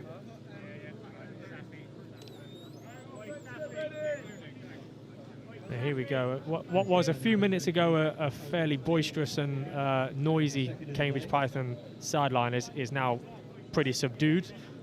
They need one of these playmakers in Angus McIntosh and Colin Harper to make a play now. That again, You know, my mentality would have been put the ball in my hand right now and let me go and try and do something, and that needs to be what their mentality is. The execution needs to follow that.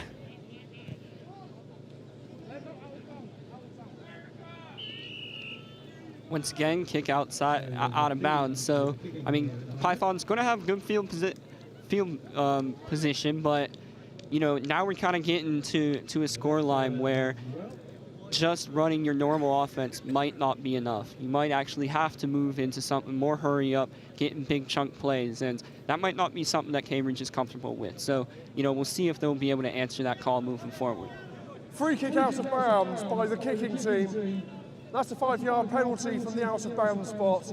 First down, Cambridge. There we go. Not for the first time today. The ball has gone out of bounds off the kick.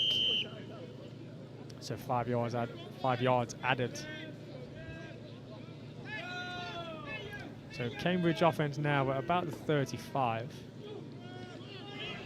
It's a handoff up the middle. It's stuffed. Bit of misdirection, but Oxford wasn't fooled on that. Great tackle there made by James Tufnell, number 74. Getting up, you know, reading his keys, not biting on that fake inside. Just bullying that Poland defender and making a great tackle. Yeah, Angus McIntosh there with the carry. And from my perspective, from a Cambridge perspective, and from the way the game seems to be going, you want to get the ball into his hands and Colin Harper's hands as much as you can to try and make some plays. So absolutely expect them to come back to that. Daniel Starkey takes to the air, and now there's some fundamentals we've got to talk about. It's you know, watch the ball in. Certainly reward yourself. You don't want to get the best ever piece of advice I got from a coach, Jeremy Sims, unbelievable player, unbelievable coach. As a wide receiver, you reward yourself. If you're going to go and get hit trying to catch a ball, you make sure you got that ball in your hands. Absolutely, you can't take your eyes off it and think about when that hit's coming. You're going to get hit anyway. So exactly, might as well reward yourself with that catch, with these yards. And unfortunately, that didn't happen for the Pythons there. But those are the kind of plays they're going to need moving forward. You're going to need getting the ball in the air, picking up some yards. Daniel Starkey with the handoff to Angus McIntosh, so making some serious yards there. There you go. That's how you get your players amped, right? Just a play like that, and that's how you do it. Big chunk plays, that's what really unlocks every offense, and that's what everyone's after. And I think a big chunk play like that by the legs of McIntosh is what can really get the defense second guessing yourself. That's really when offenses click, is when you've got such a versatile attack that the defense has to think what's coming. And right now, they've kind of slowed down, and the Lancers have been keying on a bunch of plays. But now they can be think and run, outside pass once again, and that can open things up for the Pythons. The referee's whistle there calls the play dead before it's even begun. Prior to the snap, full start, offense, number 84. That's a 5-yard penalty, still first down.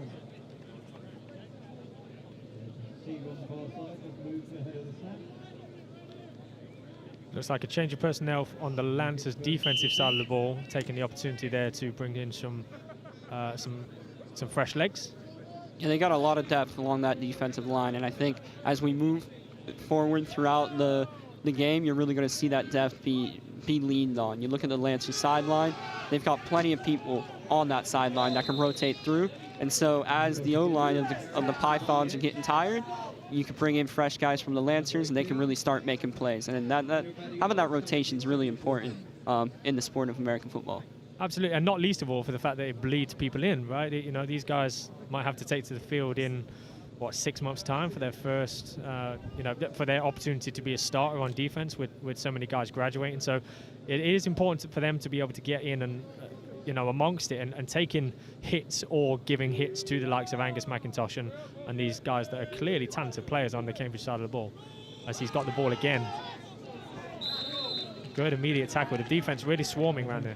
Absolutely. You can really see just how violent of a runner McIntosh is, and it's no easy feat to bring him down, but that was some good tackling there. Slowing him down, stringing out the offense, getting him wide and then coming up and making a tackle. That's good, sound, fundamental defense. And you know that's the kind of defense that's going to be played when you have defensive coordinator Thomas Kaysen on the sideline. So we've got 3rd and about 13 to go here. Now Cambridge, for their own momentum, need to keep hold of the ball, keep on moving. Starkey's going to take to the air. The ball's got from A to B, and it is caught. So Sean Lee with the catch over the middle there. Nice catch, very confident. Didn't particularly matter how the ball came out then. It got from A to B, and that's the most important bit. Yeah, Daniel Starkey's really impressed me with his poise under pressure, and even when there isn't any pressure, just stepping up in the pocket and delivering a dime. That was a great throw. Doesn't matter if it was wobbling. It got from A to B, like you said, and that's been open all game, and it's been something we've been talking about. And Cambridge have gone to it. They haven't executed all the time, but you saw it there. I'd expect the ball to end up back in the hands now of the running back. So there we go. I think it's number 24 or 34. But Cambridge got themselves some momentum going, certainly from the sideline and on the field. I saw after that big chunk play that Angus McIntosh did, you saw number 52, Austin Steele, literally in his face. Yes, you know, big shout for his teammate. And that's how that momentum shift starts. You really need that, and this is the kind of drive that Cambridge is definitely requiring at this moment, and it's something we've seen kind of previously. I think converting now is of the utmost importance. They need 7 points here. They can't settle for 3. So let's see if they're going to attack the end zone. Will they have the space, or if they're just going to keep driving it down methodically? So Starkey, little pump fake. Tries it for the outside. Look, again, miscommunication or not quite the right route with his receiver there, number 89, Dorian Cottom. But the confidence is still there. He still wants to get the ball and throw. They have been worked at, well, we've seen the spaces there to exploit, possibly over the middle, less so on the outside. But that's where they need to pick up some of them chunk plays from those outside. Here in the first half, just in front of us on this sideline, they had those opportunities. Lancers are taking them, and Pythons are not. Yeah, that was, you really got to take those shots. I mean, that was good coverage there by the Lancers, but I think just kind of a mechanical mistake there on the side of Starkey, and that's why it was underthrown. But you got to take those shots.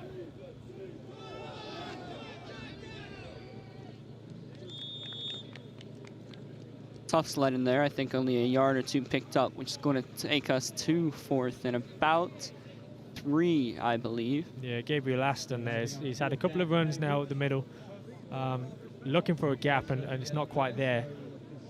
Big boys for the Lancers in that middle, doing exactly what they need to do, swarming and plugging up those gaps. On the 19-yard line, Cambridge obviously looking at a 28-point deficit. We've got a timeout on the field. Once again, I think for an injury. So number 72, Huan Albin, and we'll take the opportunity, maybe again, just to reflect on the magnitude of what today is, and we've spoken about it a couple of times. But anyone joining us late on in this live stream, you know, this is the first time that something of this magnitude has been held here at this brand new pitch that's dedicated to American football in the historic city of Oxford. You know, what does that mean? It's such an amazing kind of fresh start. Yeah, I think for a sport where we're really trying to grow and really trying to legitimize it here in the UK and at the University of Oxford, having our own home here for the first time, having this game live streamed, having 300, 400 fans watching, it's massive. And for moving forward with Oxford being promoted to Div 1, you really need to have, something like this to increase engagement and also to reward the players. They've put in a lot of effort in being able to play in front of a crowd and play on a great field.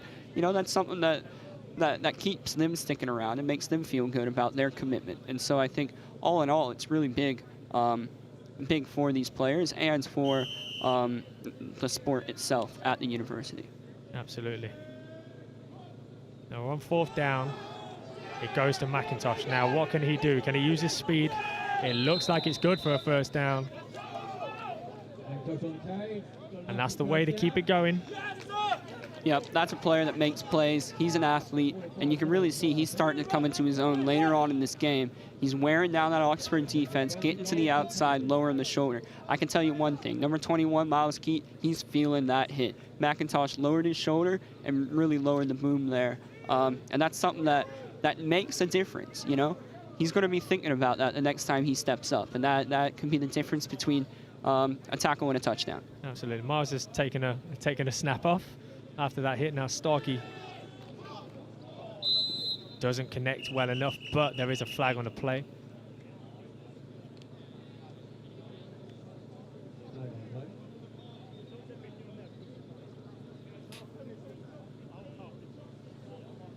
Personal foul, roughing the passer, defense, number 74. That's a half-distance penalty, automatic first down. So not one that we've had throughout the game yet, but they're the kind of things that Cambridge can really take advantage of. Yeah, there's really only one way that penalty comes about, and that's sloppiness and lack of discipline. And when you're trying to hold on to a 4-score lead, that cannot creep into your game. You know, that's something that's going to have to be addressed on the sideline, and something that the Pythons can definitely take advantage of here. What can Starkey do? Takes the ball, he's set, sees his man who collects it well. Now that's solid play. That's just, you know, setting yourself up for what should be a score. Now if they can just continue to creep down the field in that way, that was just sound fundamentals on every level. And they've got, you know, 10 yards still to, well, 8 yards to go, and they'll find themselves in the end zone. Yep, yeah. Great pitch and catch right there by Starkey. I mean, that was actually a great recovery by AO to stop that. But, you know, he might have been keying on the slant, then you hit him with a zig. He's open. Great pass, and, yeah, putting him closer to score. Starkey again will go to the air. He tucks it and runs. Again, falls forward. So it's another good open field tackle, but he has fallen forward. I think stayed in bounds. So we're looking at now 3rd and goal from about the 4. And you know this is 4-down territory, so that really opens up the entirety of the playbook. You know, you could go with another inside run, pick up a couple yards, or you can go to the air, knowing you can go to the air once again on 4th. So it makes it tough to defend, especially when, you know, there's all that wide space on the left side. Exactly that, and Angus has kind of favored that left-hand side, and off he goes to it now, but it's snuffed straight away. It's great defensive awareness there by number 62, Michael Fanku. That's exactly what you want from your end, right? That, you know, keep that contained. We're going to watch it back here. Straight away, straight on it, knowing that McIntosh is going to get the ball to his favored side, and off he goes and makes a solid open field tackle. Yeah, that's the difference between a tackle for loss and a touchdown. That great contain, getting up on the play side edge, and forcing them back and sticking in for a tackle. So 4th down, Starkey scans over the middle, but not coming. The Cambridge sideline wants a flag for pass interference, but it's not forthcoming. So there we go. It's a changeover in possession. Now, Cambridge can definitely take heart in that possession, but they haven't come away with any points. Yeah, I mean, that's a moral victory, but you don't win games with moral victories. You win them with points. And, you know, coming off the sideline, that's going to be extremely frustrating. I think that call was close, could have gone either way. You know, number 22 was probably getting a little handsy there. But it's tough for a ref to make that call in this situation. Yeah, I mean, kind of story of the game, I think. The Pythons have been great moving the ball. They've looked in control. They haven't looked, you know, physically outmatched or anything. They've just kind of missed a couple opportunities, and that's why it's 28-0. So David takes the ball. The ball is out. On the carry there. Ball came out the end. I think it was a throw by Oxford though. So it's going to be 2nd down, so that's fine. The ball was retained by Oxford. But we do have an injury on the field.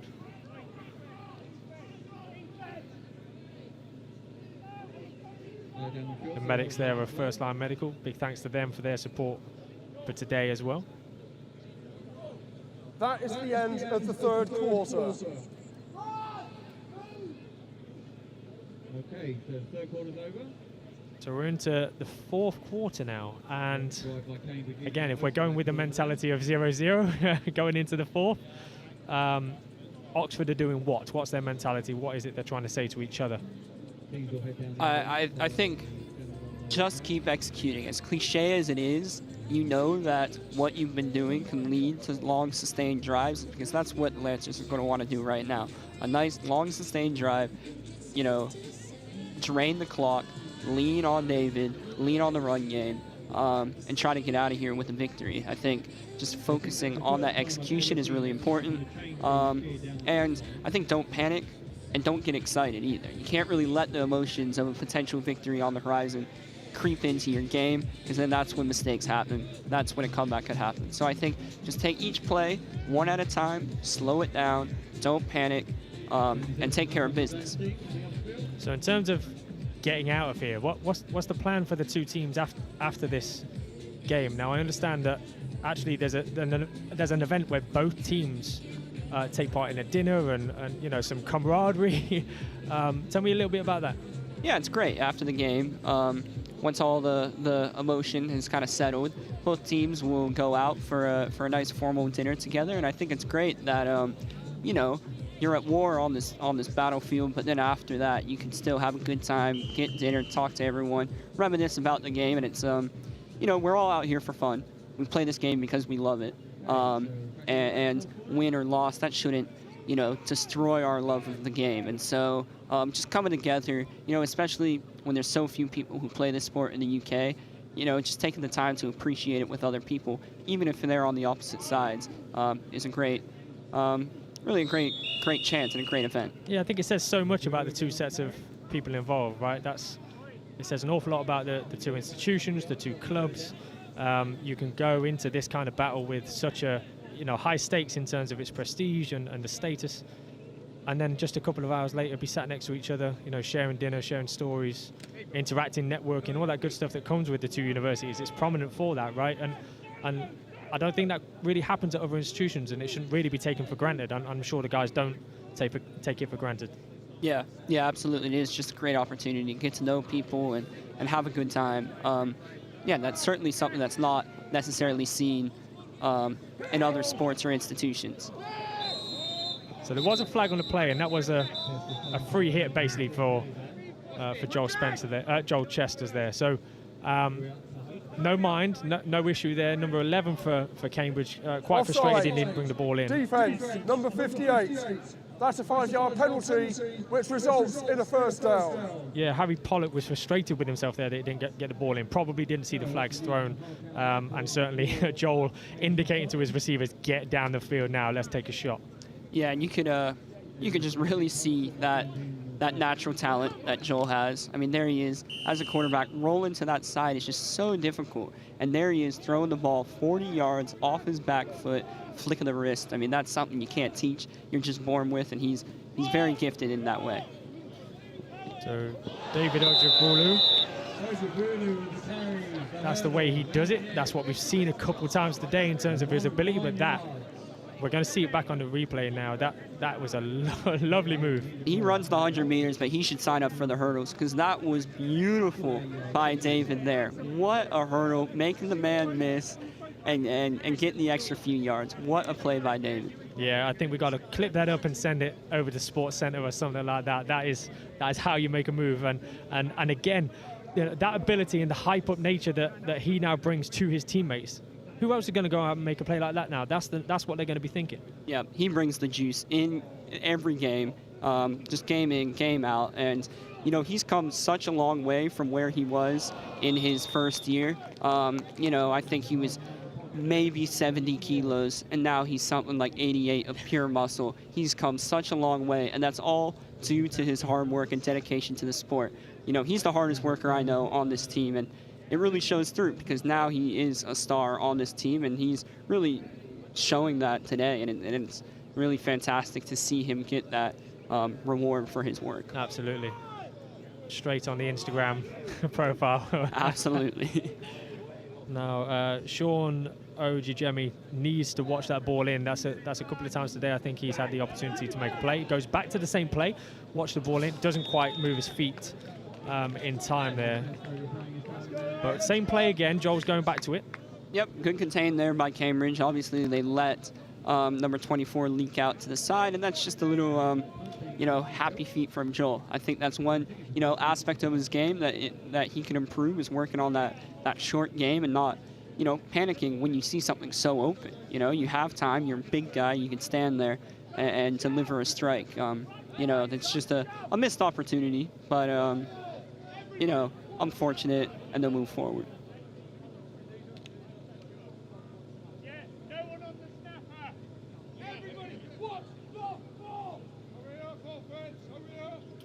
So Joel Chester's man of many talents, back to kick this, and off it goes. A better kick this time in terms of its delivery, and the ball has had a favorable bounce. It goes to the 16-yard line. Yeah, that's a great punt. It's tough to field that when it's such a line drive bullet like that. So, you don't fault the Cambridge player for letting it go, but then when it's spinning in the way it is, it's going to roll. So just a well-executed punt there by Joel. Hasn't bounced in the way that it might do on other turfs. And again, if you start to get used to that, if the Lancers truly turn this into their home field, their fortress, and understand those little intricacies that maybe they can take advantage of moving forward, that might be something to take note of moving forward. So we think we're about 9 minutes away from the end of this game. Now, Cambridge could really do with scoring some points. I think they've deserved it in the grand scheme of things. Angus McIntosh, I think it is there, taking the ball, and certainly his hard running and playmaking ability can get those points. But let's see what Starkey can do. I'm sure he'll be eager to get some points on the board as well. Yeah, it's tough. I mean, now your offense completely has to change if you're trying to score quickly, and it puts you at a disadvantage when the Lancers kind of know what sort of offense you gotta come out in. So it's gonna be tough to move the ball, but once again, just leaning on your playmakers and trying to hit those longer pass plays will really do wonders for the offense. So Daniel Starkey looks right, rolls left, and he is tackled from behind by David Ojibulu. How many times is he going to make a play today? A man of many talents. First, just running the ball on the offense hard, making plays, and then he's coming off the edge. Just really the Cambridge offensive and defensive coordinator's nightmare. I don't know how you stop this guy with his sort of athleticism. Just beautiful play by him. Great chase down tackle. It's tough. You can't leave him one-on-one on that backside, or you're going to pay, like we just saw. So it moves to third down for Cambridge, and they've got quite a way to go to hit that first down marker. Starkey receives the ball. He's going to the air. A nice delivered ball. Unfortunate on that one. It was a pretty good delivery. Not quite there with his receiver, number 89, Dorian Cotton. Yeah, really well thrown ball. I think they were just, not synced up perfectly with the depth of that route. Looks like he cut out a little early for the liking of Starkey, and that's what kind of ended up leading it to fly over his head. That was tough, right at the sticks, but now it looks like the punt unit of the Pythons is coming out. And I would say, are they going to run something tricky? It's difficult to say that when they're so far in their own half. The ball goes sky high. Takes a favorable bounce, at least for the Pythons. Close to the 40-yard line. Yeah, punter did well there to even get it off his foot without it being blocked. He was under a lot of duress and wound up being a pretty solid punt. So now we're going to see the Lancers offense come out and see if they can really put this game out of reach. I think, we've been talking about big plays required by the Pythons offense, but I think, they need big plays from their defense too. You got to get a turnover. You got to really push the Lancers back, and that's something that, despite playing pretty good defense today and only giving up a couple big plays, they haven't been, really on that attacking side, getting the ball out of the hands of the Lancers. And so You know, if they want any chance to come back in this, you're going to have to see that from the Pythons defense. And is that what Pat McClear, OC for the Lancers, is going to try to do? Just keep things simple. Not, you know, don't need a trick play right now. Keep the ball moving, and don't risk putting it in the hands of a defensive player. I think that's exactly what he's going to be talking about on the sidelines. I know for a fact, you know, having him in my ear for 3 straight seasons, I know on the sideline, Joel Chesters would have been told, don't do anything stupid, just take care of the ball. Like you were exactly saying, you know, let's just be methodical, suck the clock, and move forward. And I think, yeah, we'll see a heavy dose of just running the ball, maybe the occasional short pass play. Yeah, so we see that tighter formation on the line now with a tight end coming in, number 10. Tal Jeffrey has moved right in to basically do that, right? I'd imagine to shore up the line, make sure there's no risk of defensive penetration. Yeah, you can even see with the play calling. You know, earlier in the game, we've been seeing a lot of reliance on outside zone and bootleg, and now with that tight end moving inside, they're getting more to an inside zone, and even a trap play. There you can see 59 coming across. So, yeah, now just keeping it on the interior and, you know, really leaning on Cambridge with that massive line. If you're looking at the size of the 2 lines out there, you know, Oxford could just take advantage of it and move forward and just get, you know, small pieces of yards. I would say David needs to tuck in that ball a little bit more for my liking, looking at the replay there. Ball is low and loose, but Joel goes to the air. It's a nice grab. Has he made that? They are saying that is complete. Great grab. That is number 81. So Piers van de Delzen. What a pass from Joel. Once again, I mean, we're just seeing, you know, his incredible arm talent just be put on display. I mean, you know, reaching up, catching that ball, then off his back foot once again and hitting Piers. And he gets the one I'm thinking foot that's in. a really nice play, yeah. A heads-up play, obviously not like in the NFL for those of you who do watch it where you need 2 feet in bounds to make that play. It is only 1 foot and it looked good from the replay here. So, yeah, another chance to put more points on the board. Any trick plays here? You know, Pat doesn't give me those kind of secrets. I've been off the team now for a year. He doesn't tell me anything like that. They don't need a trick play. Straight up the middle with David Ojiabolu. You know, finally rewarding him. I don't think he scored today, and he's been tremendous. So it's great for him to actually get on the board with that. Absolutely, yeah. So, you know, that would be a nice thing for the Lancers in terms of, again, looking forward into the new season, that they're mixing it up with the people scoring their points. It's not all reliant on 1 or 2 individuals. Yes, they were chunk plays, but that's fine. You take them when you can get them. But really solid effort there from the whole of the Lancers offense. Yep. Yeah, that was a great play. And, you know, now you're starting to look forward to next season as well. And Joel Chester's studying medicine, so he's going to be around for several more years. I believe he has 3 more years of eligibility here at Oxford. And so, you know, it's really exciting. Obviously, David will be gone after this season, but you see a lot of the young talent playing well, like Joel, Ari Shaw. They'll be around. And so seeing them play so well is definitely something that Oxford can take comfort in moving forward.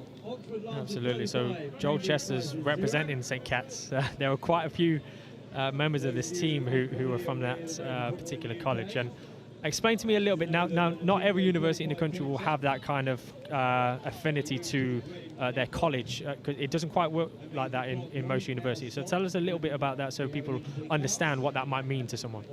Yeah, I mean, it's really the place where the majority of people live, where the majority of your tutorials and classes are. It's where it's kind of like your base of operations of only a few hundred people, and that's where real kind of tight-knit communities are built. And since there's so many kind of intercollegiate competitions, you really build up this affinity and camaraderie within your college. And so representing that college is just kind of another level of pride on top of, you know, the university at large. And do you want to give a shout out? Where were you? You know, Somerville. We've got a couple guys on the team this year. We've got a long history of having people out there. Representing. So Somerville, best college out there, produces the best talent. Yeah. We'll give a shout out also to Keble College. Now, that is where Ryan Millsap who has been such a key integral part and financier of this kind of investment and development into the sport here. We know that's where he had such a prominent time in his short time at the university. You know, a couple of decades ago. I won't elaborate on that, but yeah, it just shows that affinity and the love and appreciation that individuals have for their college time, as well as the university. It's, like I say, it's not something that every student in this country will get. It's an affinity to one thing and one thing only, whereas it's multifaceted here, which is, yeah, a really nice, unique experience. For sure, yeah. I mean, definitely Ryan Millsap loved his time at Keble so much that is a stipulation of his scholarship that he's also providing. They will also be able to have the chance to stay and live and work in Keble College as well, just because he loved his time so much there. So you can see, you know, the fact that that's even in the scholarship, just how deep the love for an individual college goes.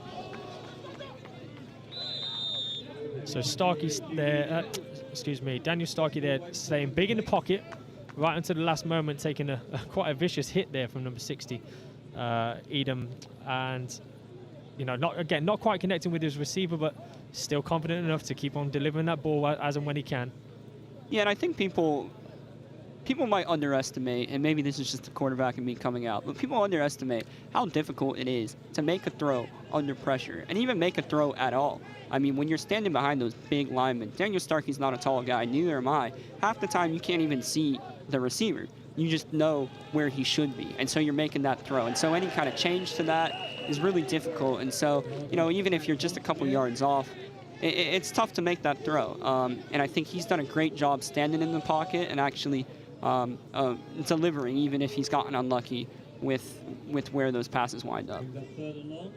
Yeah, and the pressure came pretty immediately there. You want to see these guys continue to put in that fight like they have done the whole game. There is, you know, 4.5 minutes left from what we know. What is it that the Cambridge guys should be doing right now? Is it going for broke and trying to get a score? Is it continuing to play hard or actually keep yourself safe? Or I mean, it's probably a mixture of all three. I mean, I think it is kind of a matter of pride, but it also, even the score line right now, I don't think reflects, you know, the level of effort that's been put in. Nice grab. As a beautiful throw by Daniel Starkey and a great catch there by number 24.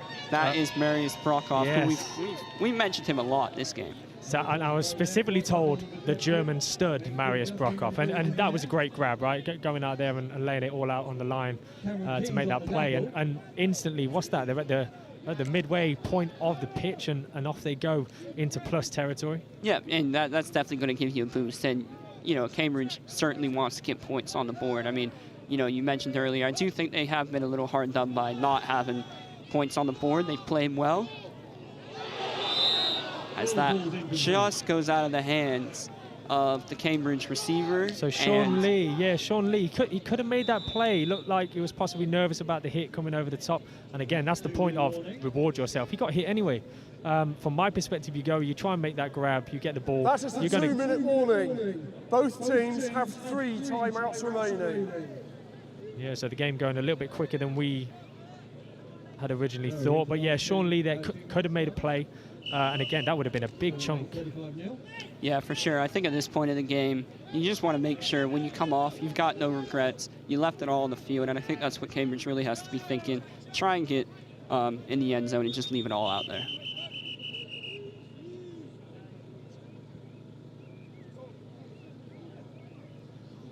Timeout, Oxford. That is their first timeout of the half. So Oxford are going to get together, have a little bit of a talk about where they want to go. Timeout was called at 1:46. Or it may well have been that there needed to be a change of personnel. I couldn't quite see behind over the Pythons here on the sideline. Looks like they're just swapping some new guys in, getting them some playing time here at the end of the game.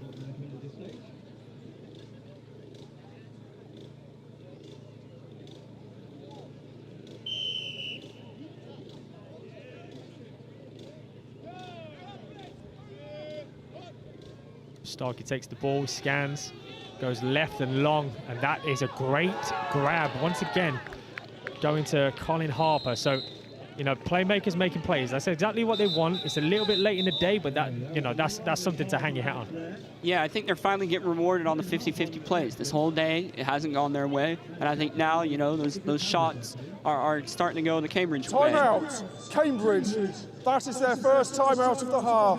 Timeout was called at 1:26. Yeah, and it's just excellent plays by both the receivers as well as Daniel Starkey. He's putting the ball where it needs to go. Yeah, you know, credit to this Pythons team, really putting it on here towards the end. You can tell with that immediate timeout, they know they want to put some points on the board, and they are well deserving of it.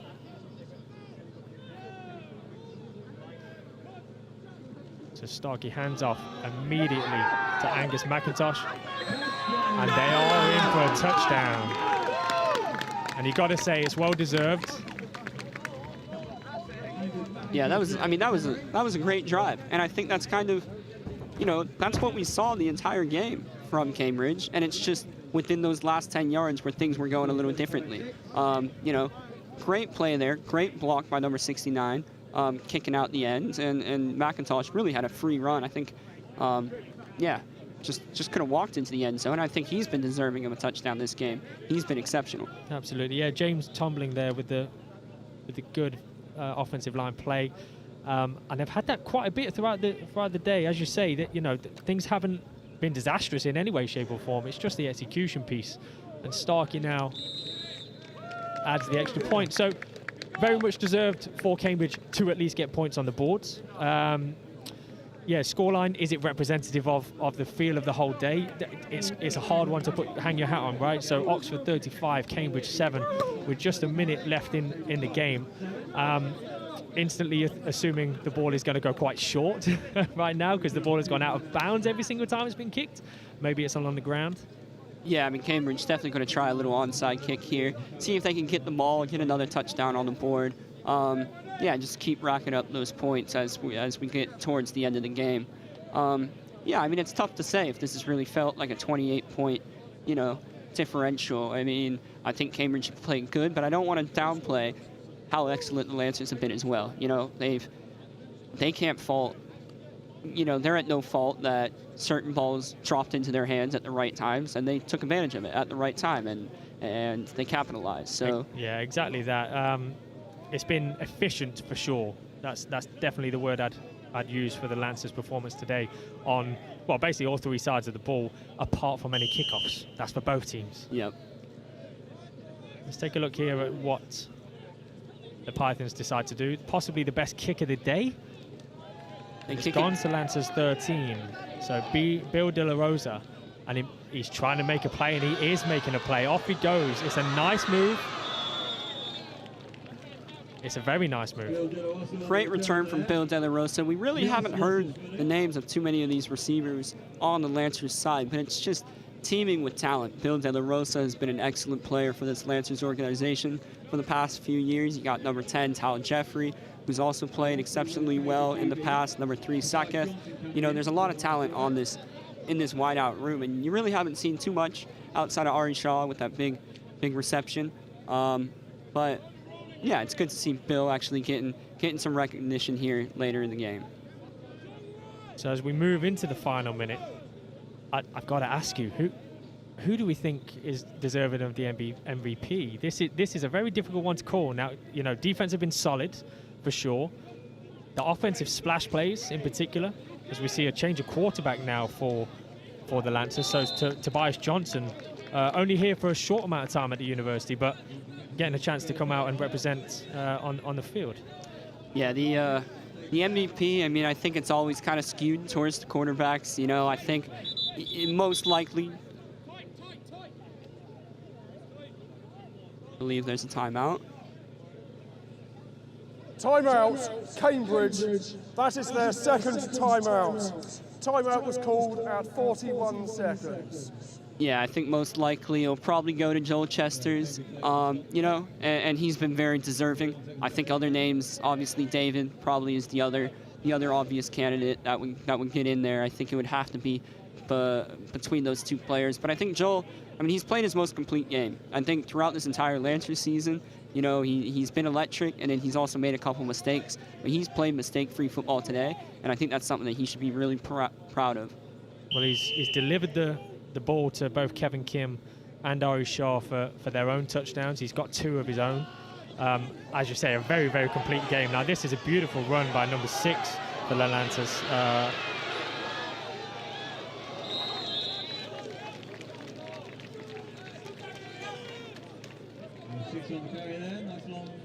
Now, keep on playing to the end. That's exactly what players should do. You know, it provides the utmost respect to your opposition to continue to play hard and fast in these type of situations. So full credit to that kind of effort there. Absolutely, and I'll tell you one thing. The way he's holding that ball, he's definitely a rugby kid. Like, there's no doubt about it. He's definitely got a rugby background, and you can really see it with the way he ran, but also the way he's holding that. Low and loose, just like the pros. So Joel Chester's comes back in, a handoff to David, and they're looking at Lil Flea. Oh, okay, so a reverse back. Joel Chester's off he goes.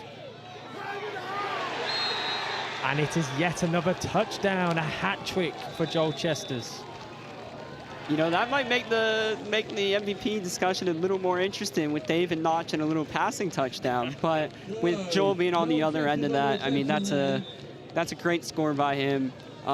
You know, it just kind of puts an exclamation on the end of this game. Great little bit of trickery. You know, Pat definitely had that cooked up for a long time. The result of the play is a touchdown. Time expired during the previous play. That is the end of the game. And that is the end of the Blues Bowl 2023, the 16th rendition of this, and it's a pretty emphatic victory for the Oxford University Lancers. Absolutely. They should be so happy with how they played, especially coming off of last year's heartbreak. They came out here, they executed, they got the job done. I mean, great play all across. Yeah, they should be really proud of how they played this game. Yeah, way to finish there. David to Joel, well, Joel to David, and then David to Joel, going and making a play in emphatic style. You know, it's possibly the way to finish any game. My gosh, a bit of a trick play.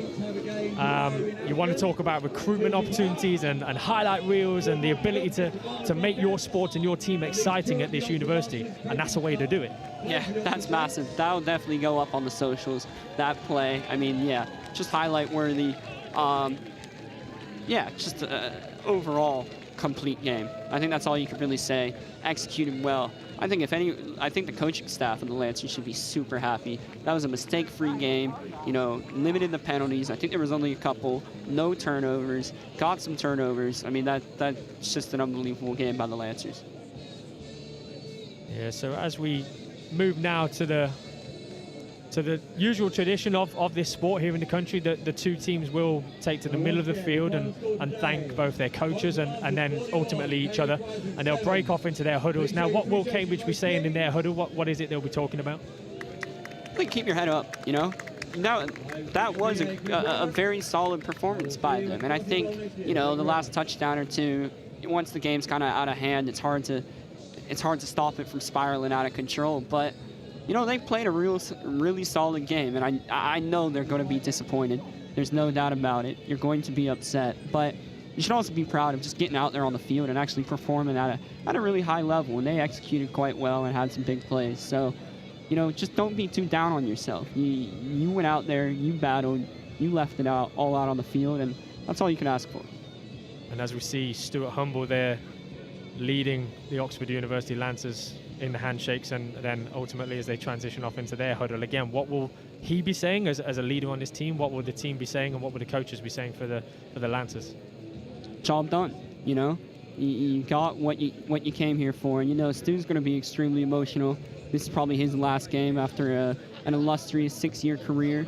You know, he's put so much into this team, and you can see the smile on his face, the smile on everyone's faces. This is kind of the culmination of the season.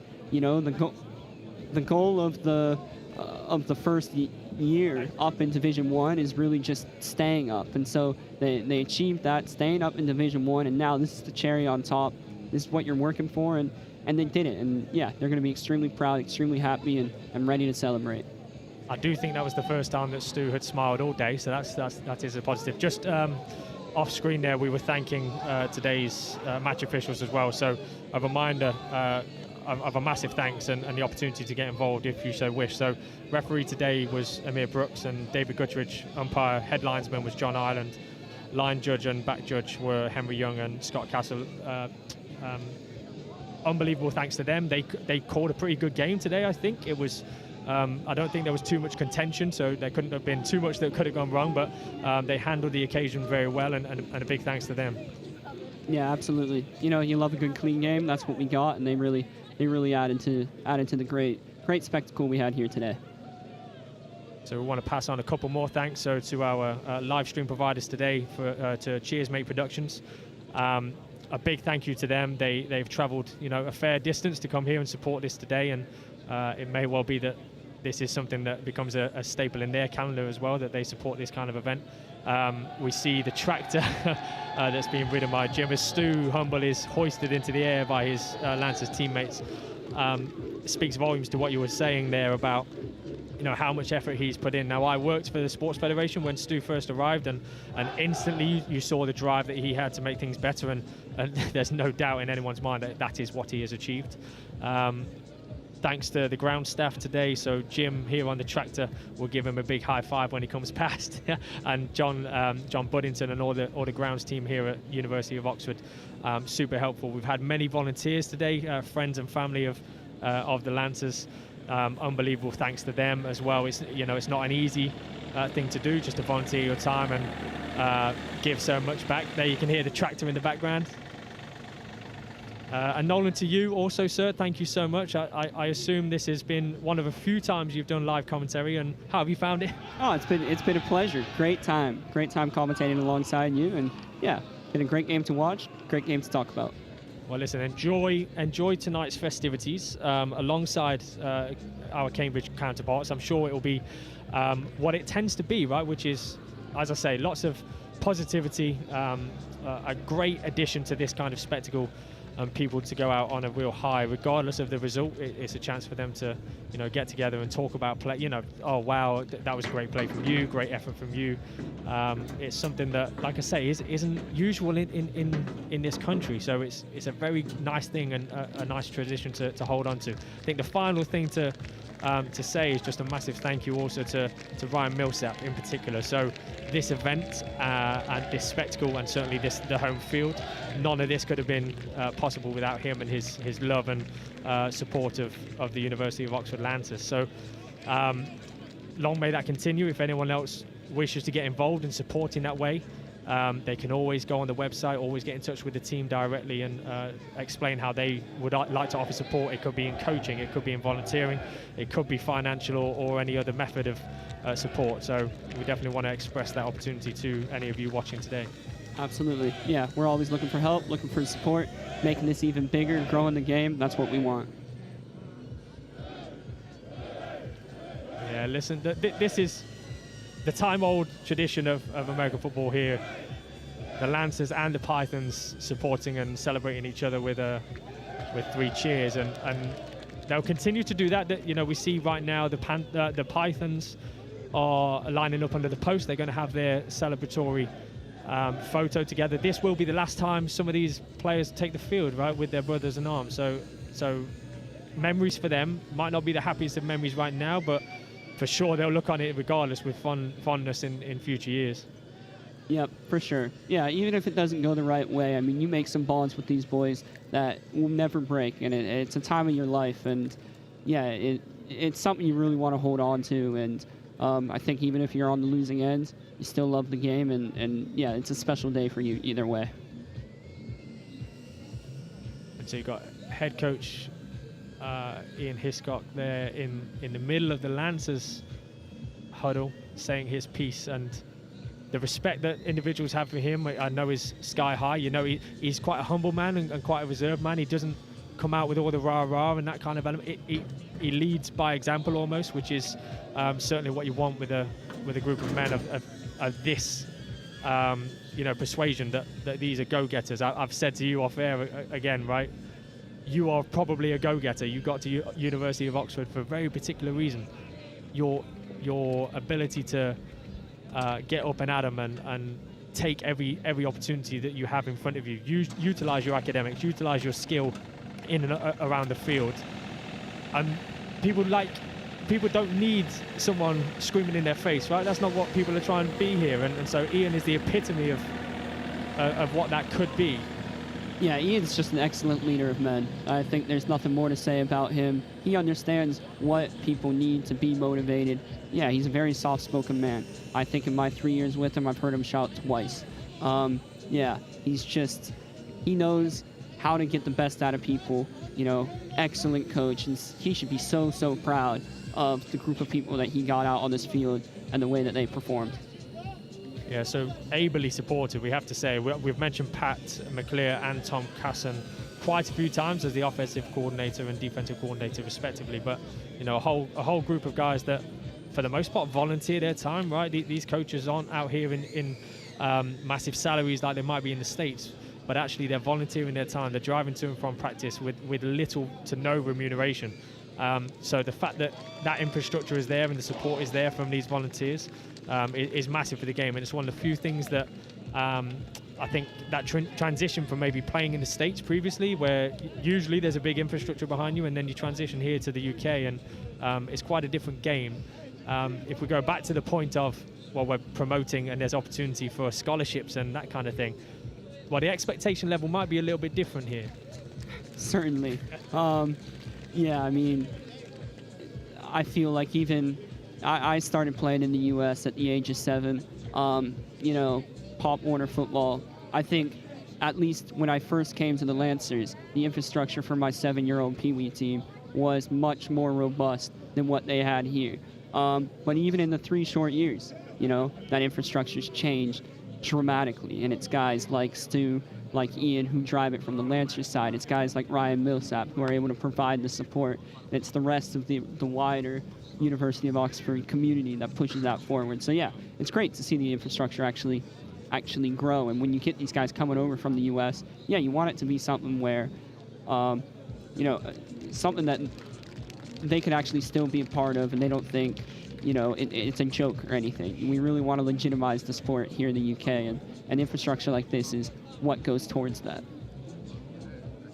I don't know if we're expecting bleachered stands at every home game in the coming season, but it certainly would be nice, right? And again, massive thanks to the University of Oxford's various departments that have helped support today's event. So the university parks themselves and the support they've shown for this event.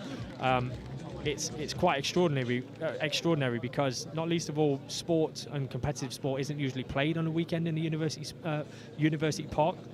So for that to be kind of lifted in terms of that long-standing rule and the love and appreciation shown towards the sport and what it can do for a 100+ year rule, that, you know what, you can't do this. And actually, you know, people come along and they ask questions and they try to make things happen, and you know, you've got people there receptive on the other side. So the university staff in particular, I know that the appreciation towards them is super high, because it allows for this kind of thing to happen. This didn't happen in, as you say, a year ago, 2 years ago, 3 years ago. So, you know, the longevity of the sport and the spectacle is certainly there for all to see. They can see what it can become and what it can continue to become, the sustained nature of this.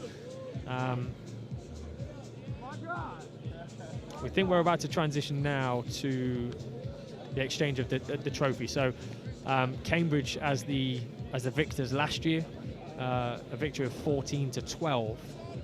This year the scoreline a little bit different, and ultimately the victor is different. And the 2 trophies are going to be handed over. So very, very fitting. We see the spectators there, some loved ones, some friends and family of University of Oxford students here. It's great to see them and the fact that they've made the trip down or up to Oxford. And for all of you watching at home, hopefully you got a good sight of your loved ones or your friends and family that may have been on the field today or on the sidelines supporting.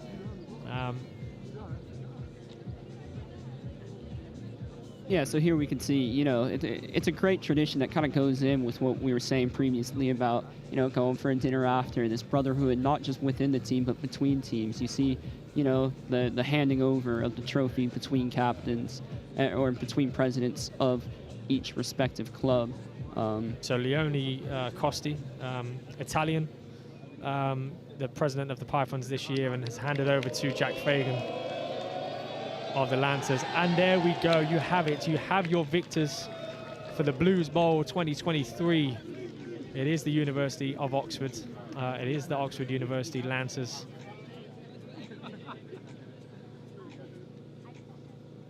Quite rightly, everybody is posing for a photo. And I believe this is the MVP trophy, possibly? Yep, the MVP trophy, which is decided upon by Cambridge. So it's amongst those players and coaching staff. They decide who they think was the MVP of the other team. So it's great fair way for that to be handed out. And it's a great tradition. You know, their name will get engraved on that trophy and live on, which is really an exciting prospect for whoever gets that award. You called it. So Joel, the hat-trick scorer of touchdowns, Chester's, is the MVP for the Blues Bowl 2023. A well-deserved award, and again, fair play to Cambridge for the recognition of that. He's played a great game, and Cambridge have clearly recognised that. Yep, can't fault anything with his game. You know, just tremendous. Such an athlete, such an amazing player, and a real hard worker too. You know, I worked behind the scenes with him all of last season, prior seasons, when he's been in the organization, and he might not have been, you know, in a primary role with the team, but he didn't let that discourage him. He knew his time would come, and now you can really see him flourish after that development. Yeah, I think the respect between these two teams is extremely high, and it speaks volumes to, again, the tradition, that long-standing tradition between the two universities. It's not to be underestimated just how important I think that is, and the fact that the two sets of players and coaching staffs and volunteers will now kind of go off. They'll get ready for a dinner later today, and it's, yeah, full credit to them, to all of you. You know, you're part of that tradition as well, Nolan. It's something to definitely be cherished and respected and maintained. Yep, yeah, for sure. Completely agree with you on that, and yeah, just something that these guys would definitely remember. And that's kind of at the end of the day all you ask for. You know, have fun, love the game, grow it, and remember these great times you had here. And with that, we will love you and leave you. It has been a pleasure to talk to you today through this game of American football that has been so passionately fought, and will be worthy of celebration this evening on both sides. Until next year, where the University of Cambridge will host the 17th rendition of the Blues Bowl. Thank you and good night.